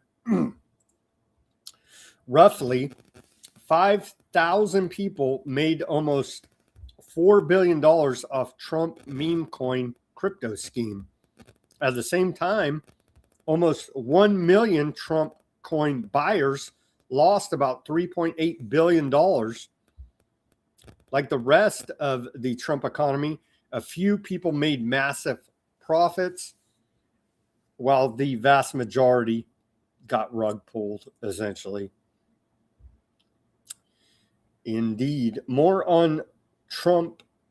Your tax dollars are funding Trump's July 4th spectacle while his cronies cash in on no-bid contracts. Let's watch this report about that. So all this patriotism, America, wave your flag. On the back end, they're profiteering off of America's idiocy. And so we wouldn't have it any other way with Howard Lutnick as the sitting Commerce Secretary. Donald Trump talks a big game about eliminating wasteful government spending. Will be ending the flagrant waste of taxpayer dollars. But in reality, the Trump administration is constantly lighting public money on fire, especially in the lead up to the country's 250th birthday. Take the recent Lincoln Memorial reflecting pool drama. Trump has spent over $16 million to paint the pool American flag blue, and failed. This was an unnecessary expense to begin with, and it was bungled from the outset, starting with the fact that Trump didn't take competitive bids to find the best firm with the best plan for the most reasonable price. Instead, he handpicked two companies, one that had worked on pools at his private Virginia golf courses, and one co-owned by a Trump donor and neighbor of his Mar-a-Lago estate, who's been convicted of 2 felonies related to political corruption. And this freaking guy is literally out of comic book Dick Tracy cartoon villain. It's just, you can't make this up, right? It's that absurd. The job was botched and the pool turned algae green. It will stay that way through July 4th and then be emptied to start again, sending that money, your money, literally down the drain. There are plenty more wasteful vanity projects and sweetheart deals where that came from. For example, Trump swore that the luxury ballroom he's building at the White House will be funded by private donors, but he found a loophole. The fact that he's also building a bunker beneath it justifies using public security money. He started out saying that the project would cost $200 million and use 0 taxpayer money. Instead, it's now projected to cost $600 million, and over $350 million in taxpayer money has already been paid to the private contractor. And then the Trump administration gave the same multi-billion-dollar construction firm a contract to renovate 2 fountains. It was another no-bid contract, which Trump rationalized by citing urgency leading up to July 4th. The Biden administration had estimated the fountain job would cost only $3 million, but for some reason it cost over $17 million under Trump. With America's 250th birthday celebration coming up, the no-bid contracts are getting out of control and looking like mismanagement of public funds at best and corrupt favoritism at worst. Either way, we're footing the bill. In another example, the Trump admin signed a no-bid contract to gold plate 2 horse statues in time for America's 250th. The price doubled along the way, ultimately costing over $5 million. But the most favored of Trump's pet contractors is Event Strategies, Inc. The company has staged everything from Trump's 2015 campaign kickoff to the January 6th rally where he urged supporters to march on the Capitol. And, of course, they're running point on Trump's America 250 programming. In Trump's second term alone, Event Strategies, Inc. has received an estimated $22 million in federal contracts, with $13 million in the form of no-bid contracts that appear to have been written specifically for them. That really captures what Trump's 250th Independence Day celebration, and really his whole presidency, is all about. Pursuing personal gratification and self-flattery at any cost, and hoovering public money into his own inner circle with no consideration for the rest of us. Don't be a panicking. We love corruption here in America, especially if it's Trump corruption. Don't be a commie. SpaceX will officially join the NASDAQ 100 tomorrow, following a fast-tracked index inclusion, according to Bloomberg. The Department of Government Efficiency, DOGE, remember we're going to get those DOGE checks? It's officially shut down after completing its mission, according to the War Channel Fox News. It was essentially to go put in Palantir Foundry operating system, further profile track, and target Americans and to go ahead and give Elon Musk unprecedented access to Americans' data, all for free. And so the biggest data heist in history under the guise of government efficiency. Their Doge is no longer. JP Morgan Chase says investors should buy the recent dip in semiconductor stocks.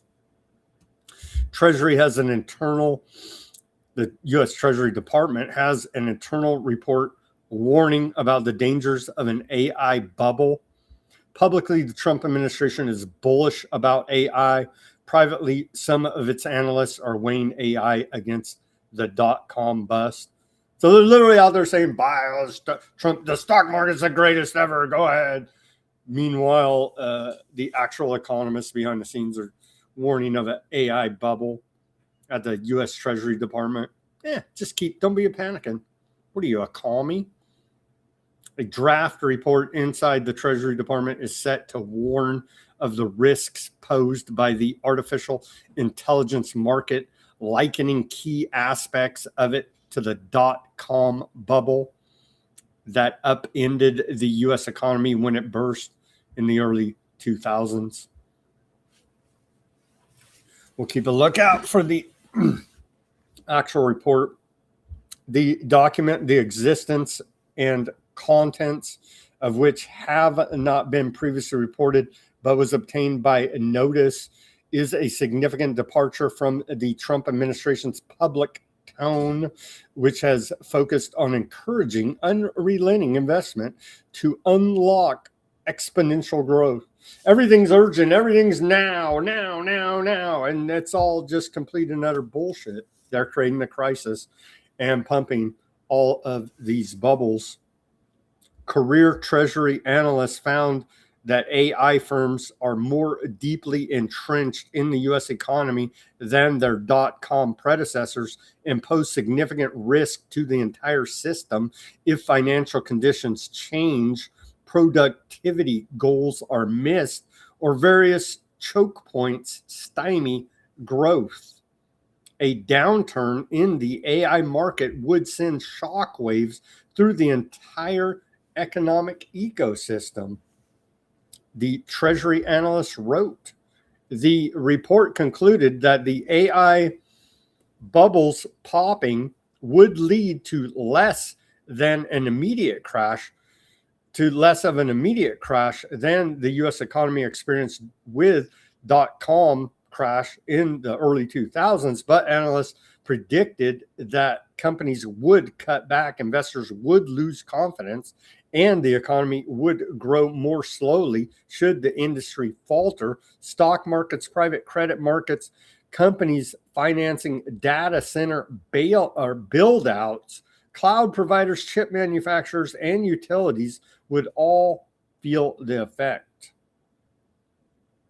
And so, get ready to have a giant bailout, too big to fail, too big to jail, of these AI companies.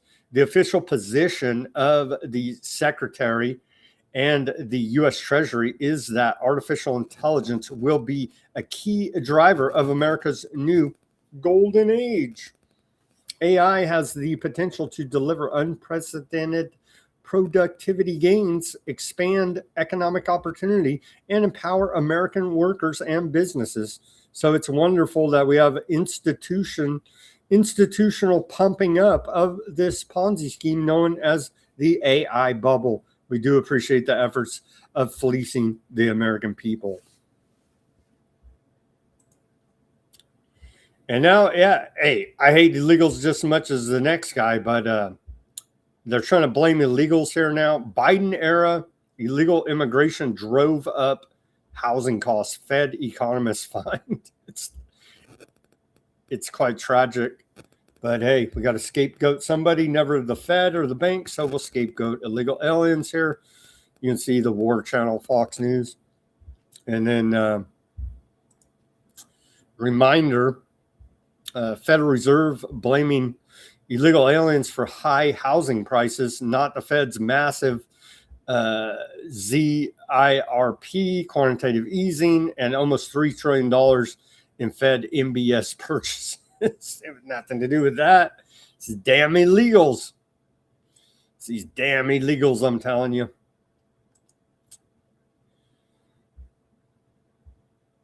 Black hole of fraud, money laundering at NASA. The NASA tells us the Chinese will land their, how do you say it, iconauts on the moon. There's no question. I got serious questions about it. The question is, will the United States return before them? I think the answer is yes. And head dude at NASA there. Sure, buddy. Sure. So we're in a space race, Cold War. And while we need to pour $10 billion plus into Artemis 3 moon missions coming up next year. Microsoft fires 4,800 employees in AI-driven layoff.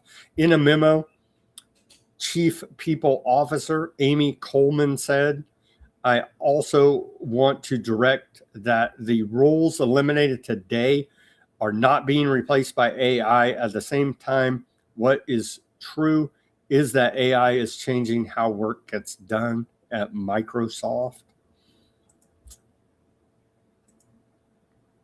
Plans for what would be the world's largest data center have been scrapped after Blackstone-owned QTS dropped its appeal to Virginia Supreme Court.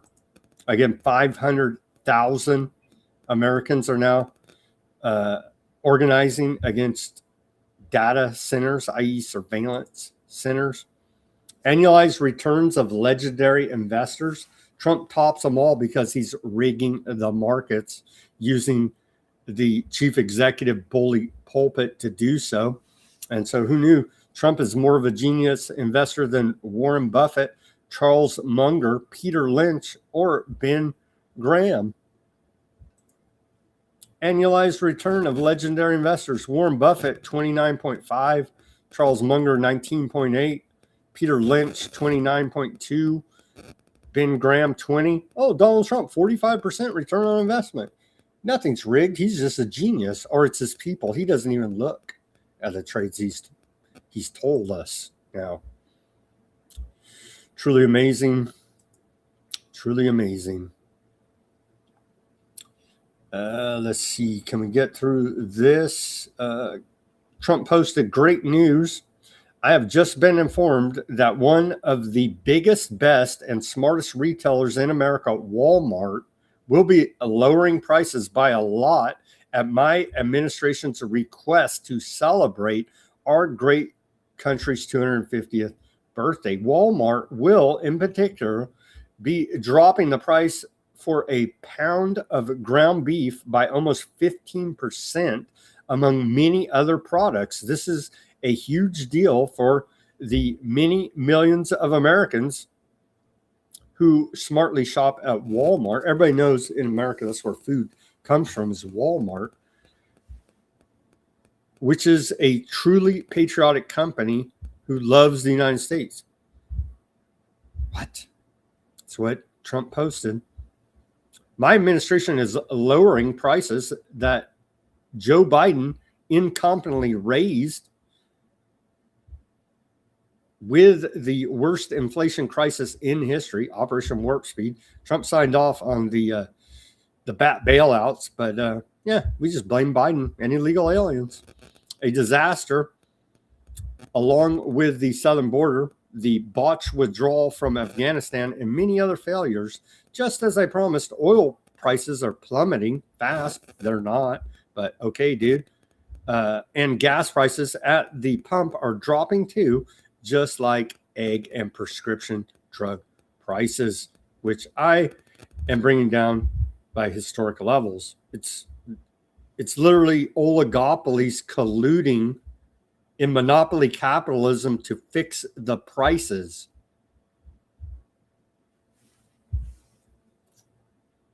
Walmart is stepping up in a big and bold way, and other retailers should follow the lead of these absolute patriots. Yeah, they went in and took out all mom and pops, undercut the price, cheering America, made in America, then turned around and used foreign-made Chinese goods to undermine the American economy. And so we do appreciate those efforts by Walmart to take out Main Street retailers here in America. Very patriotic of their efforts to consolidate the economy in a vertical integration manner. More from Trump today. A lot of you Wall Street guys, I see Larry and I see some of the biggest guys at Wall Street, David, Goldman Sachs, Blackstone, BlackRock, they're all here. And think of it, I'm making them all geniuses. Every one of them's a genius. Is anybody doing poorly? If you are, I guess you have a couple of guys that went short. Those poor bastards, I mean, they're in big trouble. They're being wiped out. They're literally rigging everything. They're real geniuses. Yeah, you guys rigged everything. They're rigging the World Cup. Now, there's nothing they won't rig. You guys know the sports ball's rigged, right? We keep covering it here. Trump's red card call stirs political storm around World Cup. Inside Lutnick's back channel with FIFA, Politico reported yesterday. I guess let's go to what they're actually complaining about, and then we'll come back to it. If we, we do have the video of it. Trump, I didn't know what the hell a red card was. When I found out, I say, you got to be kidding me. Let's watch this, and you can see the video of the controversial soccer incident here now. But all I did, I asked for a review because I didn't think it was a foul. And, you know, again, I'm good at this stuff. I didn't think it was a foul. I thought it was two great athletes that crashed into each other and got entangled. That was not a guy punching somebody in the face or anything that, you know, would be different.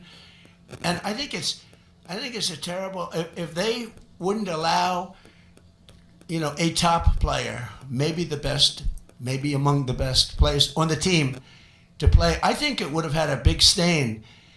And I related just that feel. I didn't tell him what to do. I can't tell him what to do. But and I don't believe he made the decision. I think it was a committee that made the decision. And they made the right decision because, number one, it wasn't a foul. And you want to see a game with your best players. You don't want to say, how would you feel if I took, we take Messi out? Look, you know, he ran into somebody. Or we took Ronaldo. Ronaldo, he bumped into. They're rigging it. Maybe it was a foul. Maybe it wasn't. The president has to get involved. Howard Lutnick. Yeah, because they're rigging it. They're rigging it. Inside Lutnick's back channel with FIFA brass, Commerce Secretary Howard Lutnick was involved in behind-the-scenes conversations with FIFA to get U.S. striker Folarin Balogun to get his red card ban suspended, according to two people familiar with the matter, granted anonymity to discuss private deliberations. Lutnick has developed close ties with the leadership of soccer's governing body. He attended a previously unreported dinner in early June with FIFA president Infantino, senior advisor Carlos Cordino, and a small group of roughly half a dozen attendees. According to two people, the dinner underscores the unusually close relationship FIFA has cultivated with the Trump administration. Lutnick, in particular, has developed a personal rapport with Infantino hosting the FIFA president in his Commerce Department office and sitting beside him at the match between the United States and Bosnia last week. And here they are. Are they blackmailing dude? Do they have Epstein blackmail on dude? I don't know. Some people are floating that idea. May very well be. I think FIFA is pretty well known worldwide as being a corrupt organization. Here they are together. And so why are you hanging out with Epstein Island buddy here? FIFA man. You know what I mean? Because it's rigged. And then Howard Lutnick posts this, the Trump card, before. And now it's still going on. There's fighting back and forth. The White House made direct call to FIFA Infantino to review the red card. We showed you the video with Trump talking about it, the red card incident. And so now it's back and forth. I believe the game's going on right now, America. But yeah, it's ongoing. Let's see here. FIFA president Infantino said he told Trump that U.S. striker Balogun's red card case would be handled by FIFA's independent judicial bodies, not by political intervention. There was no ongoing legal process involving FIFA's independent judicial bodies, he added. Wink, wink. This is how FIFA system works, and it is a principle that I will always uphold. And of course, they were selling World Cup, as we covered here, with the World Cup trophy through the White House. No rigging going on there whatsoever, I'm sure. Who are we playing? America's playing, we're playing Belgium right now, I believe. And so here Trump laughs, making jokes about it. They tell you they're rigging it. If we want, no matter what happened, you have to let them use their best players. And the game tonight's going to be amazing. And we're going to have a full team. And Belgium's going to have a full team. And you know what? If they beat us, then they can be really proud. The other way, if they beat us, we'll say I say it was rigged, just like the election was rigged in 2020. But I won't get into that. Ladies and gentlemen, thank you. If we won, There you go. If my guy wins, it's okay. If my guy loses, it's rigged. Same routine of complete and utter bullshit. It's all rigged here now. Where are we at with U.S.? Is it U.S. Belgium? I believe it is. See, red, white, and blue blew it. Yeah, we lost to Belgium there. So we deserve it for the cheating. They probably rigged it and bet against America for Belgium. It's still ongoing down, full. I don't even know the soccer terminology. F soccer, F the World Cup, F Trump, all these corrupt assholes, F them all. Trying to sell me a bunch of bullshit. But yeah, it looks like America lost here now to Belgium 4-1. As that's the score now. I guess they're still playing. So they probably bet for Belgium. Wouldn't surprise me. The White House uses brain rot to advertise no tax on tips. They posted this nonsense out of the White House earlier today.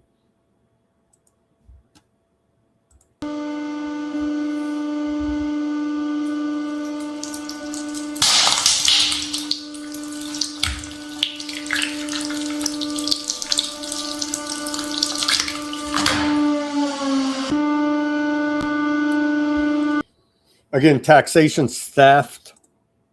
Everything the government claims to give you, it stole from someone else. And this is that's literally all the Republicans have to run on, is where the other guys are commies. They claim the Democrat socialists because they controlling all three branches of government, essentially here now. Both houses of Congress, the executive, and the Supreme Court don't tax your tips, and that's temporary, maybe. What a bang-up job they're doing on the economy. And the gas prices are still very high. According to AAA's national average for the price of a gallon of gasoline here on July 6, 2026, I guess we've gone below the $4 a gallon threshold, but still very high on average across America here, $3.80.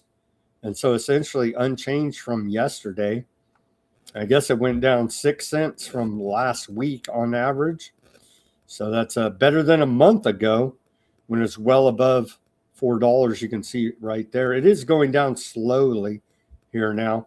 But make no mistake, Rockefeller oil oligarchs are price gouging the hell out of us here. Saudi Arabia cut the August price of its flagship Arab light crude to Asia by $11 a barrel, marking its largest reduction in at least 26 years, according to a report out of Reuters. They're trying to get fuel, commerce, goods flowing through the Strait of Hormuz here now.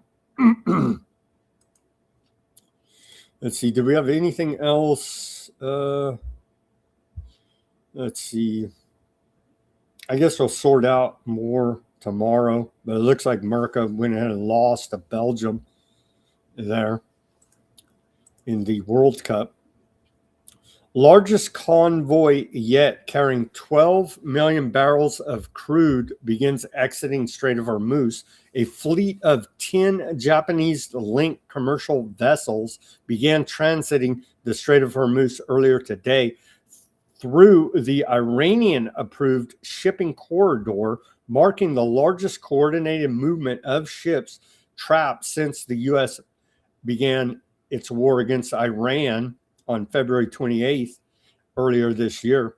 According to shipping data monitored by LSEG and Bloomberg, the convoy includes 6 VLCC crude tankers carrying roughly 12 million barrels of oil, along with 2 chemical tankers, a vehicle carrier, and a container ship. Most are operated by Japan's Mitsui OSK lines. The crude was loaded in late February and early March from Saudi Arabia, the UAE, and Qatar, but the ships remained stranded for around 100 days after the Strait of Hormuz was effectively closed because we won the war against Iran, right? Sure we did.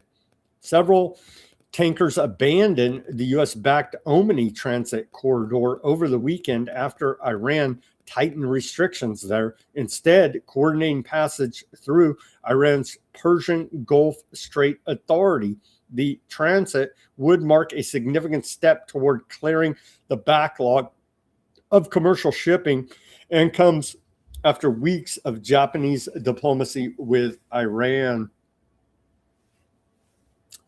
Good job, America. Iran cut a deal, art of the deal.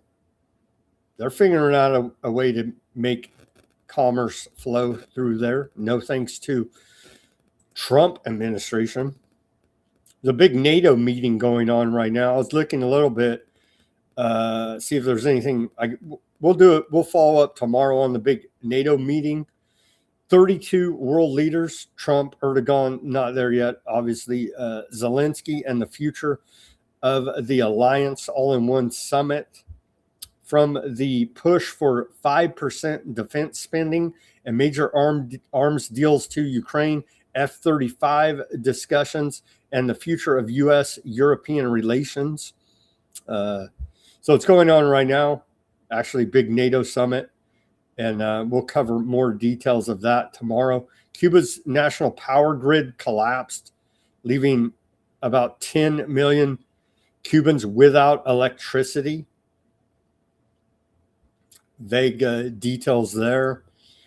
We'll follow up on that. Tragically enough, the death toll And missing persons from the Venezuela earthquake are still adding up here now. The death toll in Venezuela from the two major earthquakes that hit them last week, right? 3,342 dead Venezuelans, 16,740 injured. The Venezuela's Communication and Information Ministry said yesterday. And so, wow. They're still digging people out, trying to figure out what happened, how many kids got stolen, and so on, as the human traffickers take full advantage of every natural disaster where youth may be left vulnerable to being kidnapped and trafficked, as we continue to report here now. Clinton Foundation, street gangs, and go down the list. I'm sure many working together in the pipeline of child trafficking. Tragically enough, we'll keep reporting on the Venezuelan earthquake disaster as details become available. So he is a cool Mac daddy there with his teacher that did, I'm sure, horrific abuse to him as a youth in France. Macron is wearing his aviators again today out in public, meeting up with a former Al-Qaeda ISIS top terrorist, now president of Syria, al-Shara. And so for the first time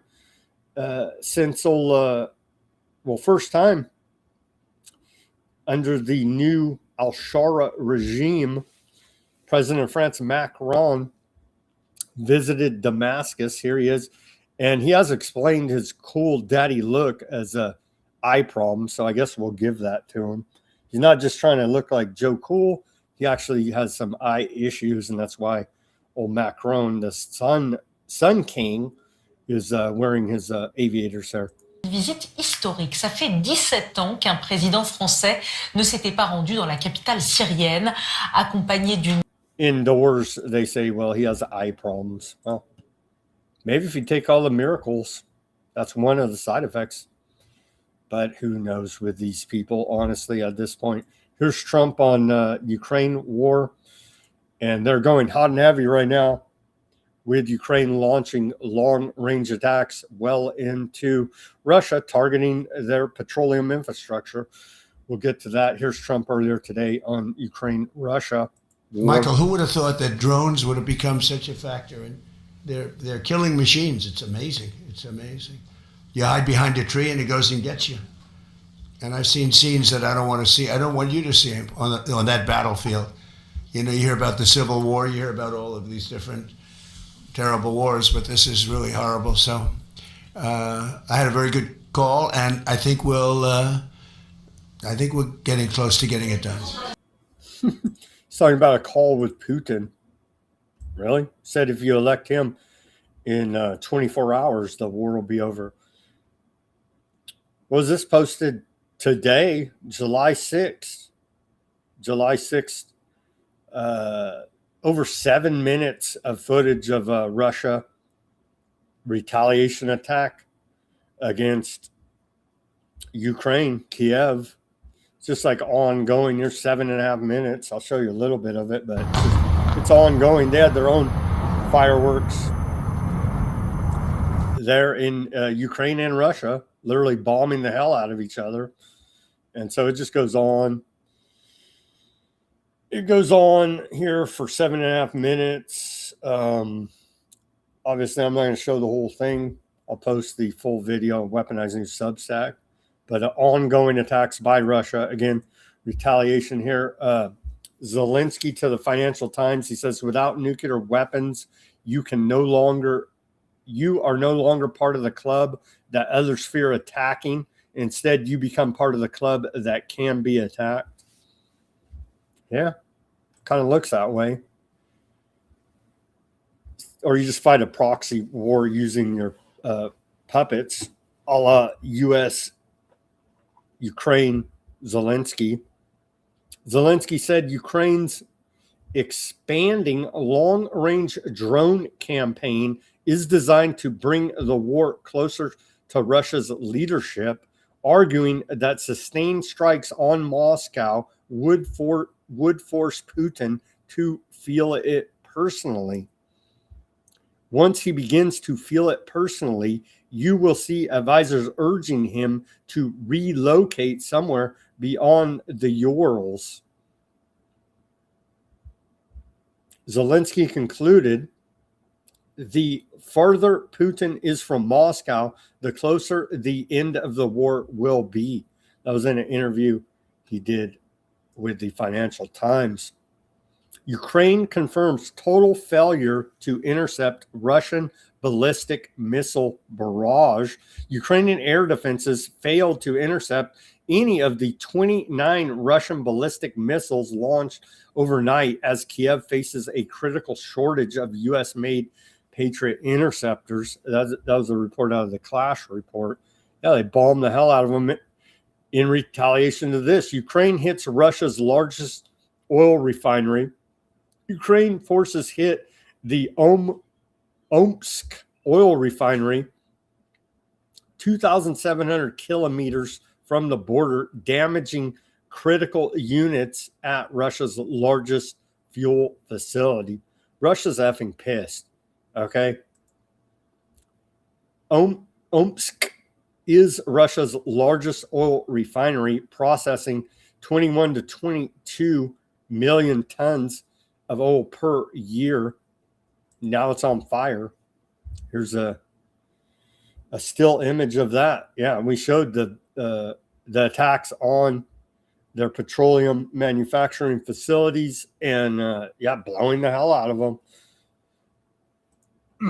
Blowing the hell out of them. Russian media reported that a Ukrainian missile strike hit energy infrastructure in Belgorod, Russia, causing power outages in part of the city. And there's video of it, but you get it, right? Department of War meme of the day.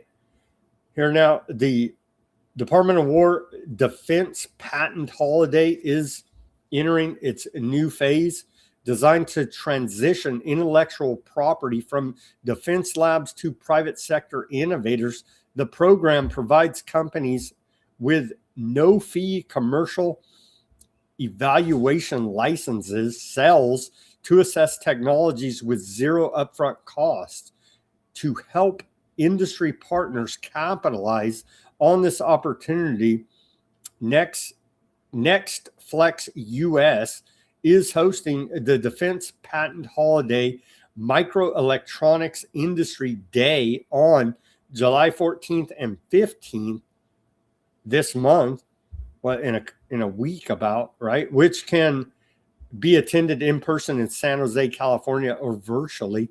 We'll cover the details of that here for you at Weaponized News. Attendees will learn how to access these federally developed patents, explore small business support programs, and tour the Next Flex Advanced Manufacturing Facility. Meme of the day here, as we're taking a whole of society and whole of government approach into the wartime economy now.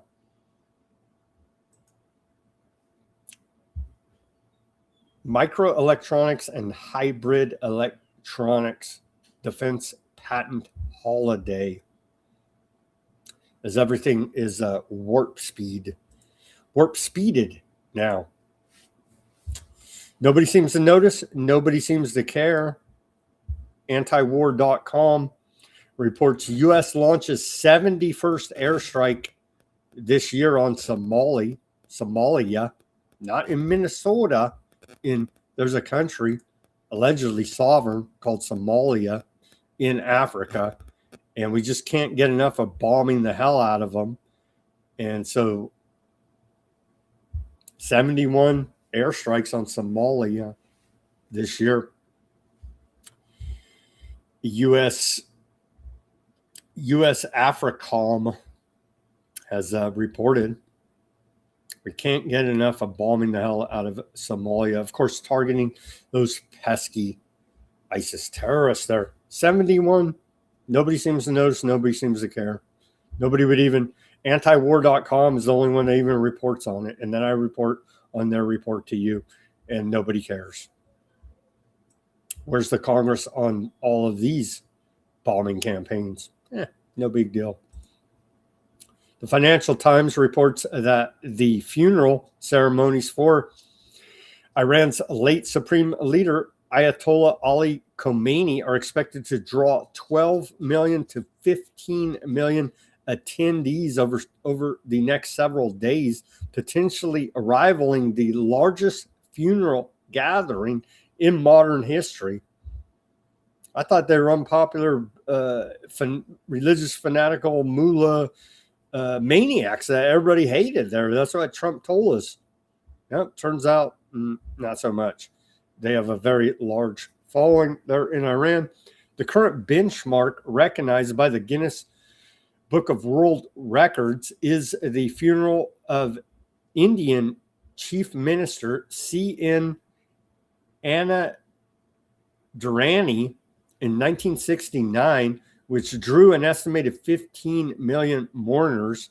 An estimated 10 to 12 million attended Ayatollah Ruhollah Khomeini's funeral in 1989. Well, these Financial Times are a bunch of damn terrorists, I tell you. Iranians wave flags of vengeance during Khomeini's funeral procession. Yeah, they're kind of pissed off. We should be concerned here now. Iran has commenced the multi-city funeral procession for Supreme Leader Ayatollah Ali Khomeini. The rites follow the February 28th U.S. Aardvark land strikes that killed Khomeini and several members of his family, including his daughter, son-in-law, daughter-in-law, and infant granddaughter. During the procession, mourners unfurled red flags inscribed with Ya Latrat al-Husseini, translated in English, "O you who avenge the blood of Hussein." The banners commemorate the martyrdom of Husseini ibn Ali at the Battle of Karbala. In Shia tradition, the red flag is not a mere decorative element. It signifies blood that has been unjustly shed and serves as an open public mandate for justice that remains unfulfilled. For the people of Iran, the red flag is not merely a symbol of grief, it is a sacred declaration of an unfulfilled debt.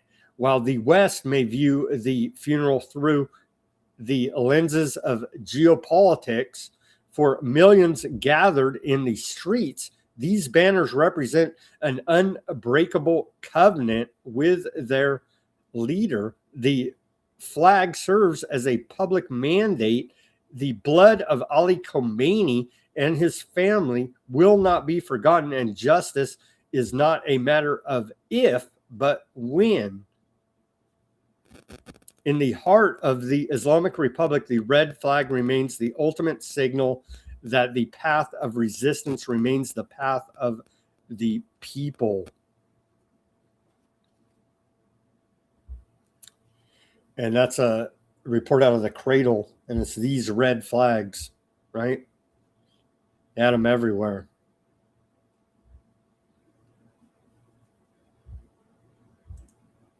They're kind of pissed off. Here's another shot. You could see all the red flags there. Yeah, they're kind of pissed off. There's the casket of Supreme Leader Khomeini.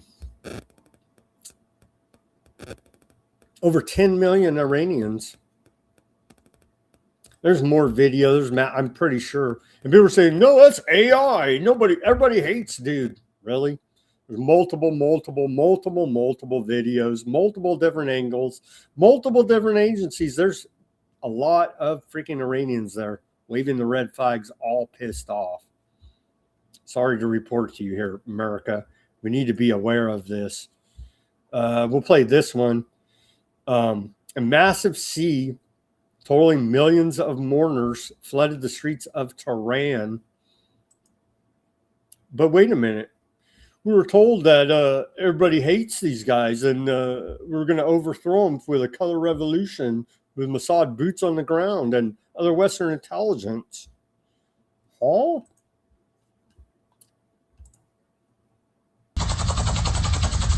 من از فراز آسمان تهران برای شما گزارش می‌کنم. آنچه که از این بالا می‌توان مشاهده کرد حضور بی‌نظیر مردم در بدرقه پیکر مطهره. Yep, they'll hate them.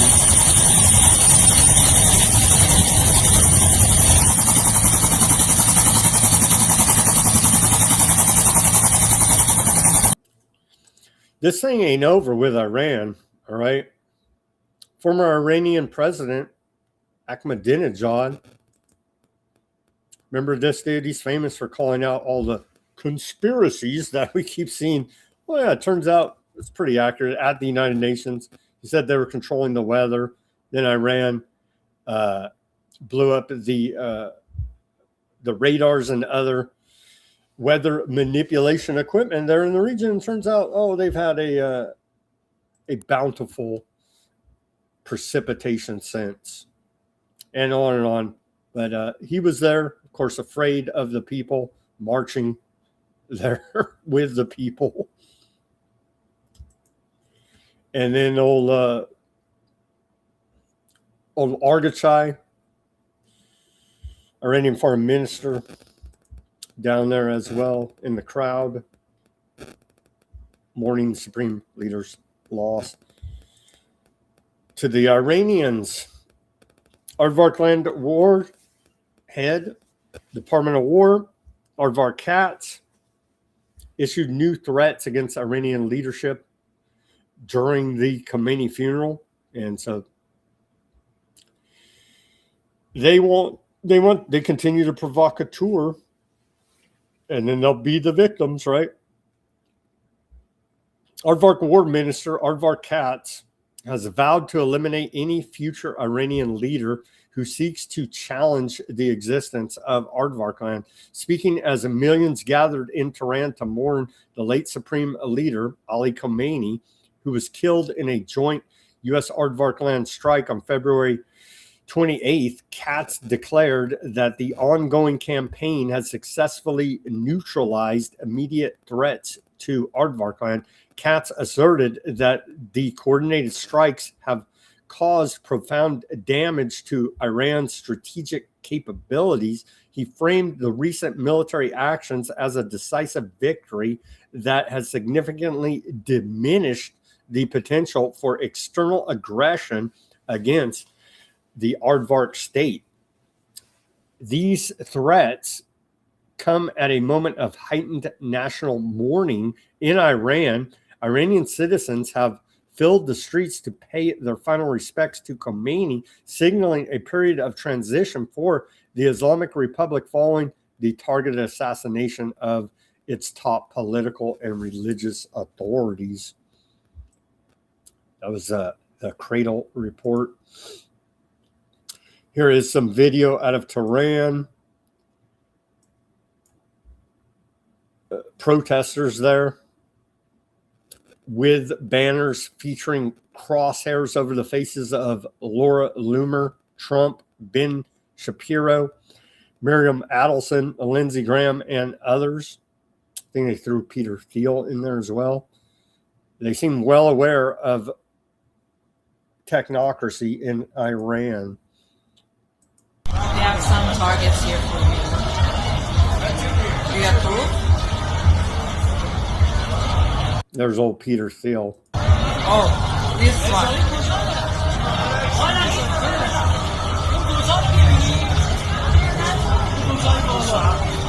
We have some targets here for you. Graphic protests there out of Iran.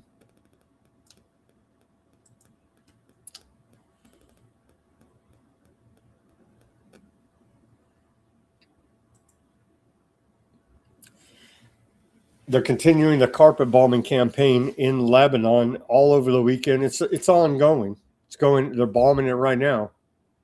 Aviation strikes across Gaza today have resulted in multiple casualties. Excuse me, that's Gaza, but we'll get to the and more Gaza reporting. Same thing. Ongoing airstrikes against Gaza and southern Lebanon. An airstrike on a vehicle killed a couple, injured 15 others. Separate strike, injured another 16. It's ongoing. In Gaza City, an early morning Aviation attack on an apartment killed another dude and his wife, injuring another. Aviation drones attack fishing boat near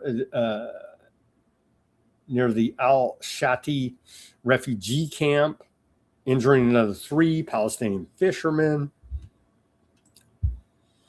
And a bunch of still photos, and I do believe we have a couple of video reports. This is southern Lebanon now. You could see the smoke coming up there. They're leveling the joint. Heavy artillery shelling being reported there in southern Lebanon. Here's you can see off there in the distance. Yeah, they're leveling the joint. Ongoing here now. Continuing, where's this? Southern Hadatha.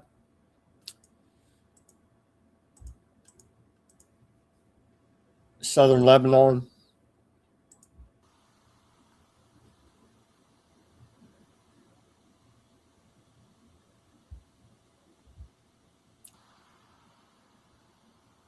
Not a very good video, but you get the point. I mean, that was like a minute and it's cut of tanks rolling in and leveling the joint. Let's see here. Drone attacks. Where's this one? Aardvark drone carried out attack in southern Lebanese village earlier today, coinciding with intermittent gunfire and artillery shelling in the area. This was in Bar at Chit. You can see here.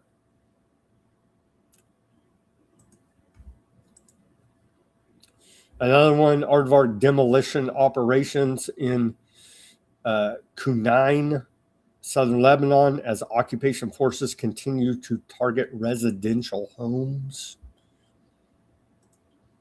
They've already ethnically cleansed over 1 million Lebanese out of the region. 3 killed in Aardvark drone strikes that target a vehicle in Al-Fawqa, southern Lebanon. It's all in the last 24 hours. They targeted this woman, killed her. Esperanza Gadur, the principal of a school. She's been identified as one of the 4 dead there in Al-Fawqa. Drone strikes earlier today. Her.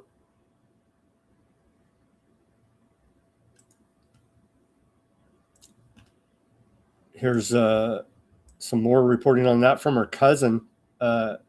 Gina Gondor on the X posted, "My beautiful cousin's daughter has been martyred. My childhood friend has been martyred. Aardvark killed her along with her mother with a treacherous missile."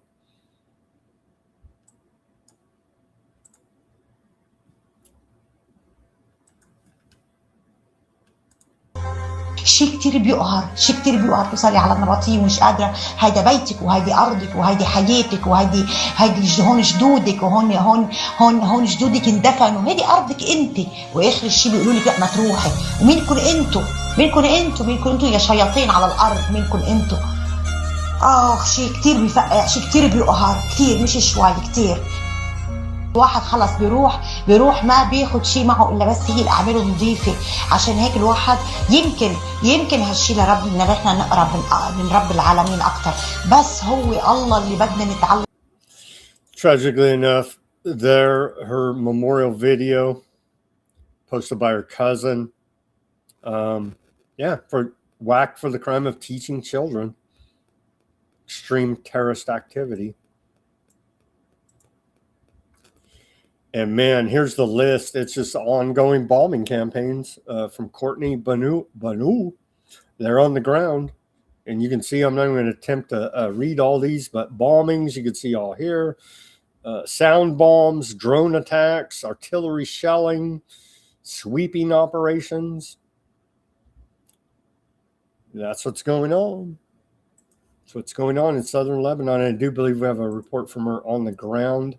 Courtney Banu there. She needs to watch out. Watch her six, as they say, because I believe she's definitely on a targeted kill list for her reporting.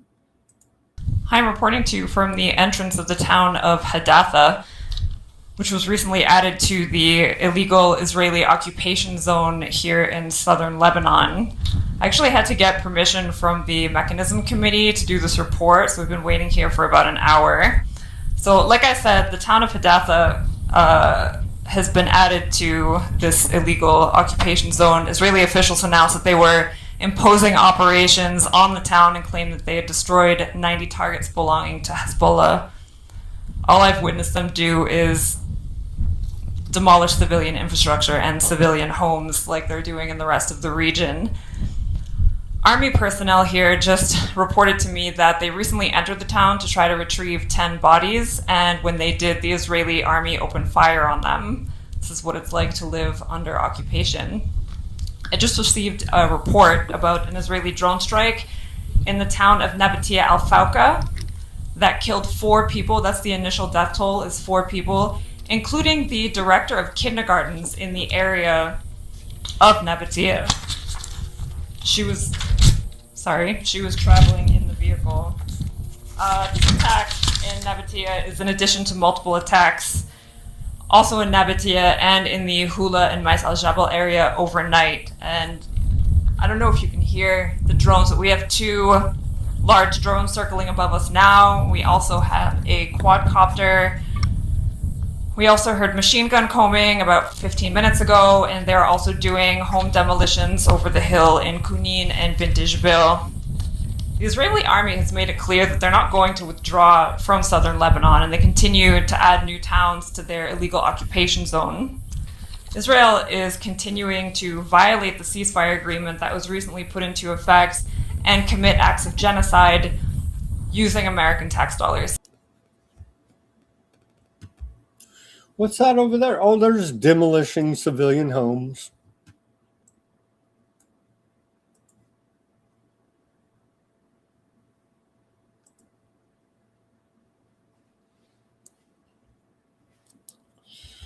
Aviation demands Beirut bar unacceptable Lebanese army officers from deploying south.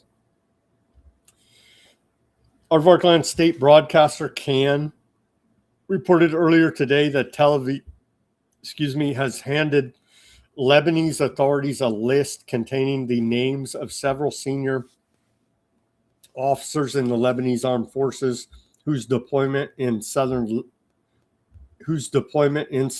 Lebanon it rejects.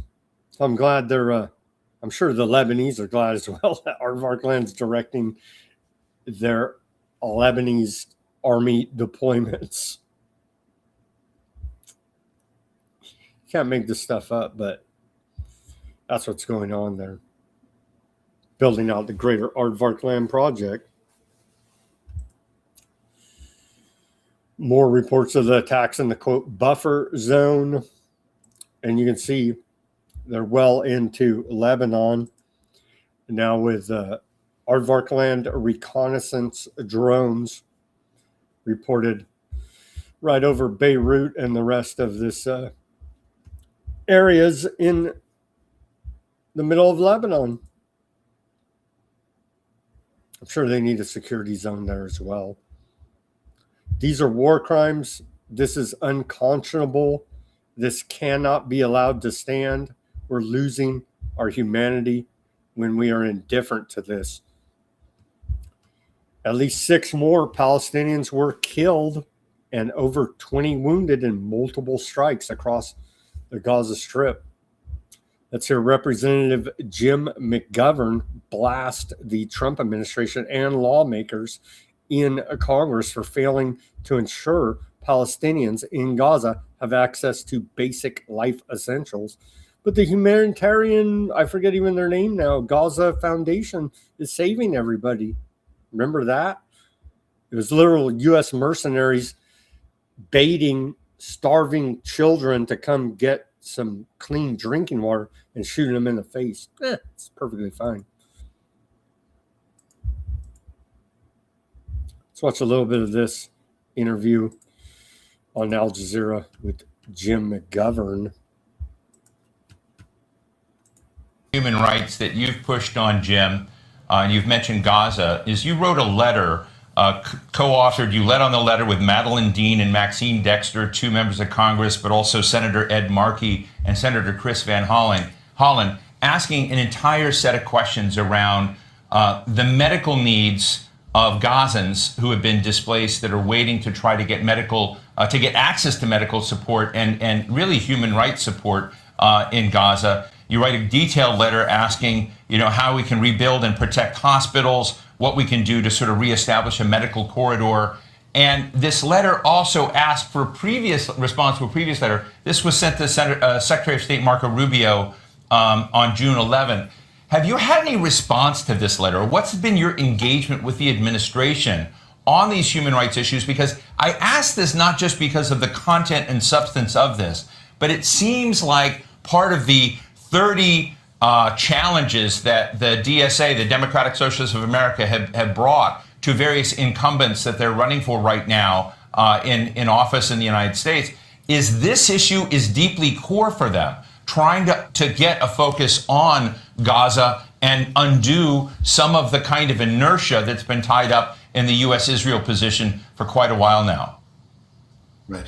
Well, look, I get it. There are various views on, what U.S. policy toward Israel should be. But there shouldn't be various views when it comes down to basic issues revolving around humanitarian law, revolving around whether or not people, even in war situations, have access to health care, can have access to food and water. I mean, people are dying because we're not being able to get the proper medicines and the proper equipment to people in need.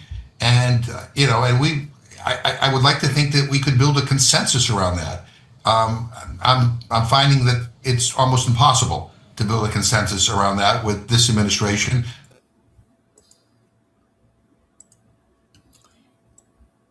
They care. Hamas reportedly dissolves Gaza governing body as resistance factions welcome move. Aardvarkland Media dismisses it. An anonymous Hamas official told AFP earlier today that the movement had decided to dissolve its governing body in the Gaza Strip and appointed a nationally accepted figure to oversee its affairs until the National Committee for the Administration of Gaza, NCAG, formally assumes its responsibilities. The official, who was not authorized to speak publicly, said Palestinian factions had already been informed of the decision. Hamas has not yet issued a official public statement confirming the move, although it announced an important press conference later today. I think we do have some of that press conference. Yes, Hamas dissolves Gaza government, urges swift entry of U.S.-backed technocrats. Aardvarkland has blocked the technocratic committee from entering Gaza over ties to the Palestinian Authority and is reportedly planning a full resumption of the genocide. And so they know that, and they're like, hey, we're not even here. We're not part of this. And no, they're going to go take all that land and whack all those people, leave or die, and you'll probably just die. Gaza's government, let's see, the Gaza Strip's longstanding governing body said in a statement, covered that. Let's see here.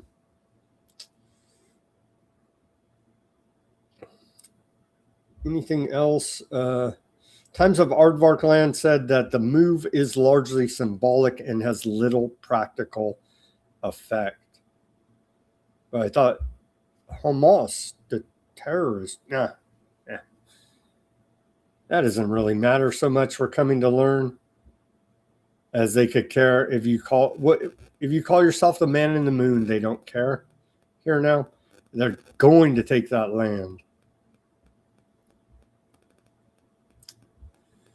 Citing Aardvark Land officials, Channel 12 out of Aardvark Land reported on July 4th that Aardvark Land expects a U.S.-led Board of Peace to issue a determination within the next 2 to 3 months, claiming that Hamas has violated the ceasefire agreement by refusing to disarm. Such a determination could pave the way for Aardvark Land to renew military operations in parts of Gaza that are not currently occupied by Aardvark Land forces. They say over 70% is occupied now. They're looking to take the whole thing. Hamas is trying to get out in front of it. So it looks like they're saying, it don't really matter. They're still going to go ahead and continue the genocide. We shall see. Hopefully not. Here's a long report from Al Jazeera. I want to play a little bit of it on the whole dissolvement of Hamas in Gaza. Well, after running the Gaza Strip for nearly 2 decades, Hamas has announced the dissolution of its governing committee. This paves the way for a transitional technocratic committee to assume responsibility. The committee's activities will be overseen by the Board of Peace, which was set up by US President Donald Trump when the ceasefire between Hamas and Israel was agreed in October. The head of the emergency committee has just resigned. The government has been dissolved for the preparations to transfer the national roles to the Gaza Management Commission. It's with confidence that all the preparations for the handover of legal responsibilities of Gaza Strip has been completed. These arrangements were presented in a transparent and official manner to the delegation representing the Palestinian factions and the Higher Commission of Tribes. Well, despite the ceasefire, Israeli attacks are continuing across Gaza. Israeli forces have killed at least 6 Palestinians. They're trying to get out in front of this thing. It ain't going to work. Aardvark Land has released 17 Palestinians back into the Gaza Strip following months of captivity. Upon their return, all 17 individuals were transported to Nasser Hospital to undergo medical examinations and receive the necessary treatment. So yeah, as that report, at least 6 Palestinians have been killed in the last 24 hours there in the Gaza Strip and 20 others injured. And they go through here and document the different deaths and injuries. Since the ceasefire took effect last October, Aardvark Land forces have killed 1,072 Palestinians, including 248 children, 114 women, and 33 elderly people, and wounded 3,463 Palestinians, including 965 children, 613 women, and 148 elderly people. During that period, Aardvark Land forces also carried out 1,571 airstrikes and shelling attacks, 1,384 live fire attacks, 146 military incursions, 395 explosive home demolitions across Gaza, and that's your ceasefire.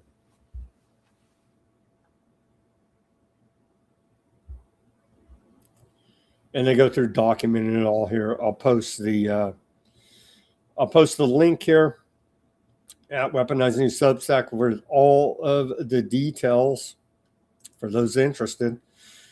Jerusalem, Aardvark land forces and settlers carried out 540 documented violations in occupied East Jerusalem during June, according to the Mata Palestinian Information Center.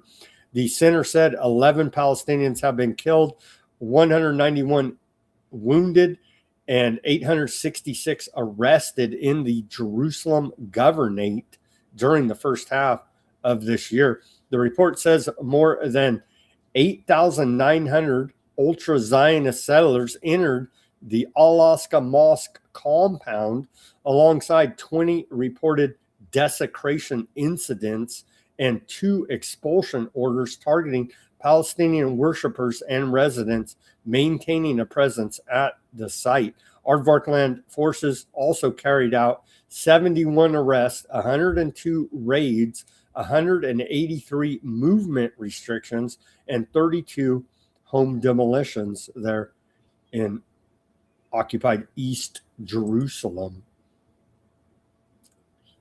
And they keep desecrating their Al-Aqsa Mosque, third highest holy site. They're trying to provoke Muslims to attack. And then, of course, it'll be the biggest victim cry show ever. But you guys literally did everything you could to provoke these Muslims to attack you. Nope, they're still the victims. Everybody that says you provoked them, you're the bad ones. Aardvark's the victims. As for now, as forever. Systematic demolition of agriculture industry in the occupied West Bank. Dozens of olive trees, Nablus, are being stolen or destroyed essentially now in the occupied West Bank on Palestinian land. Here's life under occupation in Hebron. Palestinian activist Issa Amoro. Let's watch this short report from him.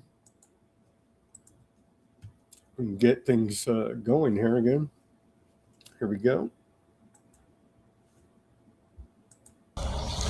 This is the life under the occupation in Hebron. You come to the checkpoint, it's midday. The soldier is moody and he doesn't want to open the checkpoint, and he says the computer is not working. He's there, but to make our life harder and harder, it's a kind of intimidation, dehumanization, and this is the ethnic cleansing which they use against us. It's not about security, it's about not allowing people to enter their home. This is the main checkpoint in Hebron. Around 200 families are living inside, and the soldiers are dehumanizing them, intimidating them, and making their life harder and harder.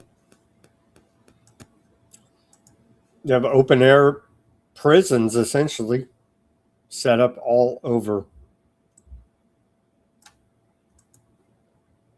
Aardvark land finance minister and settler leader Smotrich from the Jordan Valley said, "We will not allow Iran to smuggle weapons across the eastern border to carry out another October 7th style attack.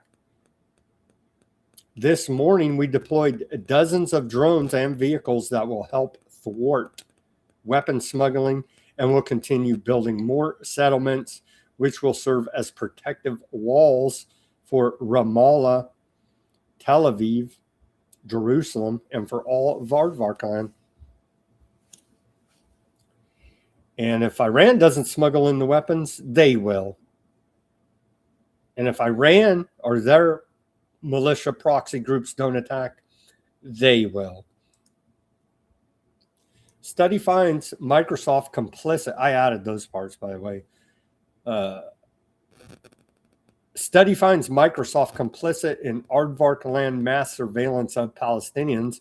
A newly released study by the 7 Amal Arab Center for the Advancement of Social Media reveals that tech giant Microsoft is directly assisting unlawful Aardvark land surveillance of Palestinians. The report, authorized by researcher Sarah Fataha and initially launched on June 23rd at Birzeit University, details how Microsoft infrastructure stores intercepted Palestinian phone call data for aardvark land occupation. This highly sensitive information is reportedly hosted within Microsoft data centers located in the Netherlands and Ireland. According to the investigation, aardvark land intelligence agencies feed the captured voice data directly into advanced artificial intelligence algorithms. This process converts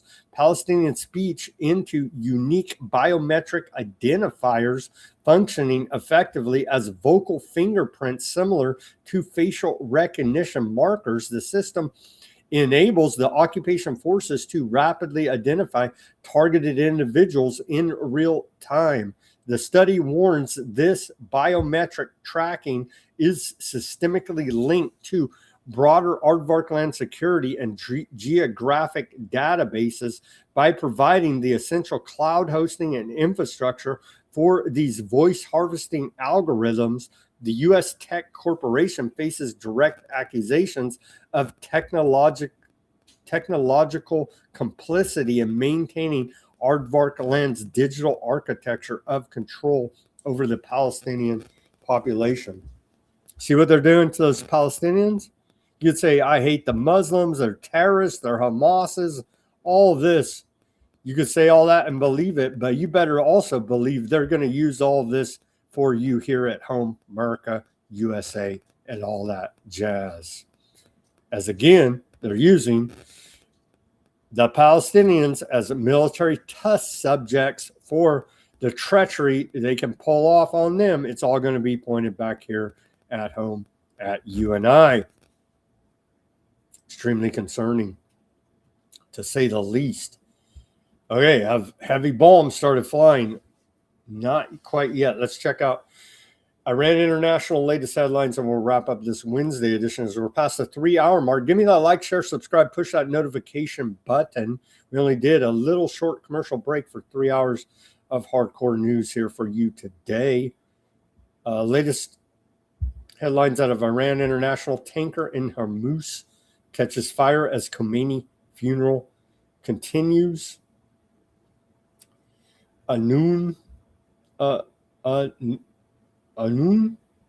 defends Lebanon's presence at Khomeini's funeral before U.S. visit. U.S. lawmaker calls for end to Iran talks after Khomeini funeral threats. The end of one-man rule. Iran tests life after Khomeini.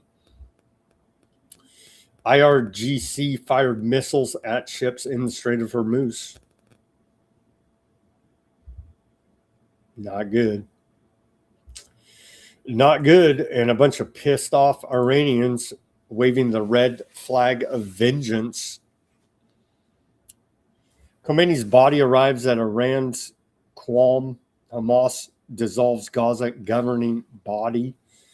Now headlines out of Al Jazeera. U.S. officials blame Iran for attack that ignited fire on tanker off of Oman coast. Oil prices tick up as attention shifts to supply and demand. What? What? There's actually economic laws that govern the price? Not just rig everything. You know what I mean? Supply and demand are a conspiracy theory in Letnick Trump economy. Everything's rigged. U.S. ministers EU ministers, to discuss trade measures against aardvark land settlements. Aardvark attacks keep more than 600,000 Lebanese from returning home. That's all that we got today. MAGA agenda on display. FIFA Trump slammed amid rigging controversy, essentially. So where are we at with it? And then we'll wrap up this show with the World Cup. Yeah, U.S. lost 4-1 to Belgium. Good. Everything Trump touches turns to shit. It's toxic. And the only way they could do anything is rig everything beyond imagination through blackmail, through literally pointing a gun at your face. It's just absurd at this point. Quite literally absurd. So sadly enough, USA lost in the World Cup to Belgium.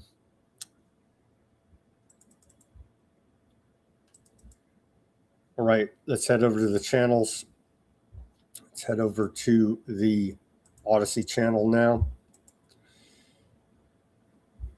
Click through a few times. Let's see if we have any viewers over there in the chat. We do have a few people there. Shout out on the Odysee to Highland Pink, Scott. Scott's new. Scott from New York City says, yeah, he has a bell to play with now. Most of the church bells across Europe and Russia were melted down after World War I. Indeed. Indeed, marching with American and Confederate flags is a total contradiction. The Confederacy was at war with the United States government. Strong indeed. Let's see. They're not beholden to God, instead with money and power. I'm guessing they could sink your fleet in 5 minutes. Oh, this is triggering. Pink says.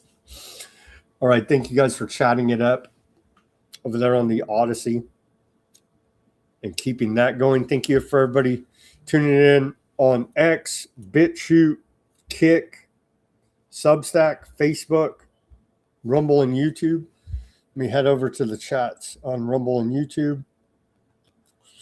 I'll go about halfway up. Thank you, everybody, for tuning in on those channels. Shout out again to Fat Bob for his patronage to the store. Appreciate it. Shout out to Mac on the YouTube. How about a piece of the Wailing Wall for whatever is left of the Rose Garden?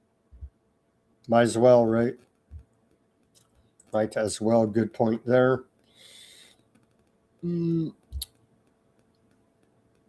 Shout out to Silver on the Rumble.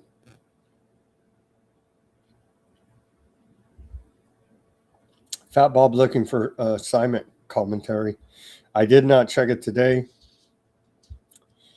He says, you think Simon exited stage left? I think Simon did and does have, last time I talked to him, serious medical issues.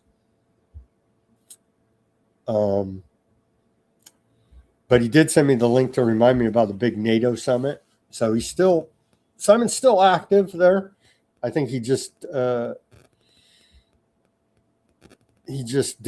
did take a step back, though, like I said, due to medical issues.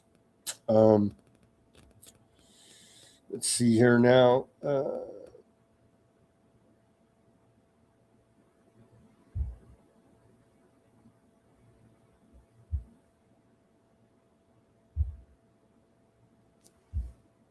Yeah, I think I answered. I don't know, honestly. I think Simon's still around, but again, not in good health. Jim says very sick people on the YouTube. Section 219 of the NDAA. Indeed. The Massey is still trying to work on getting that out. So we'll see. MH, hello from Brazil. Hello. Great channel. I randomly came to find out. Well, thank you for joining us there from Brazil. Vote on 2019 NDAA on or before June 14th. That's got to be wrong. We're way past June, maybe July. Let's see. You guys started a revolution already or not? Tucker interviews Kucinich about it today. Let's see here. I'm exasperated already, Sam Fat Bob says. I have to go. Good night, Sam. Boss shirt I got. Can't wait for the new order. Well, thank you again.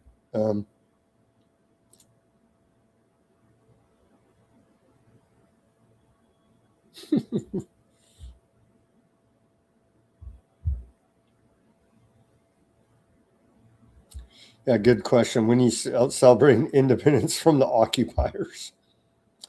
Well, that's a very sensitive subject. There's a brilliant film called Not One Less, and I don't usually like or recommend cinema. Max says,